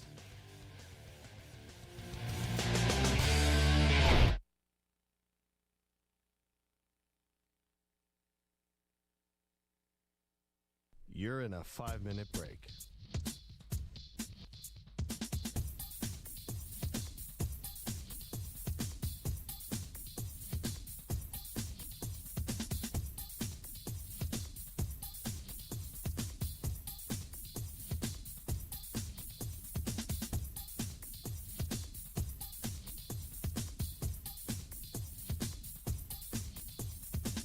Four minutes, 30 seconds remaining.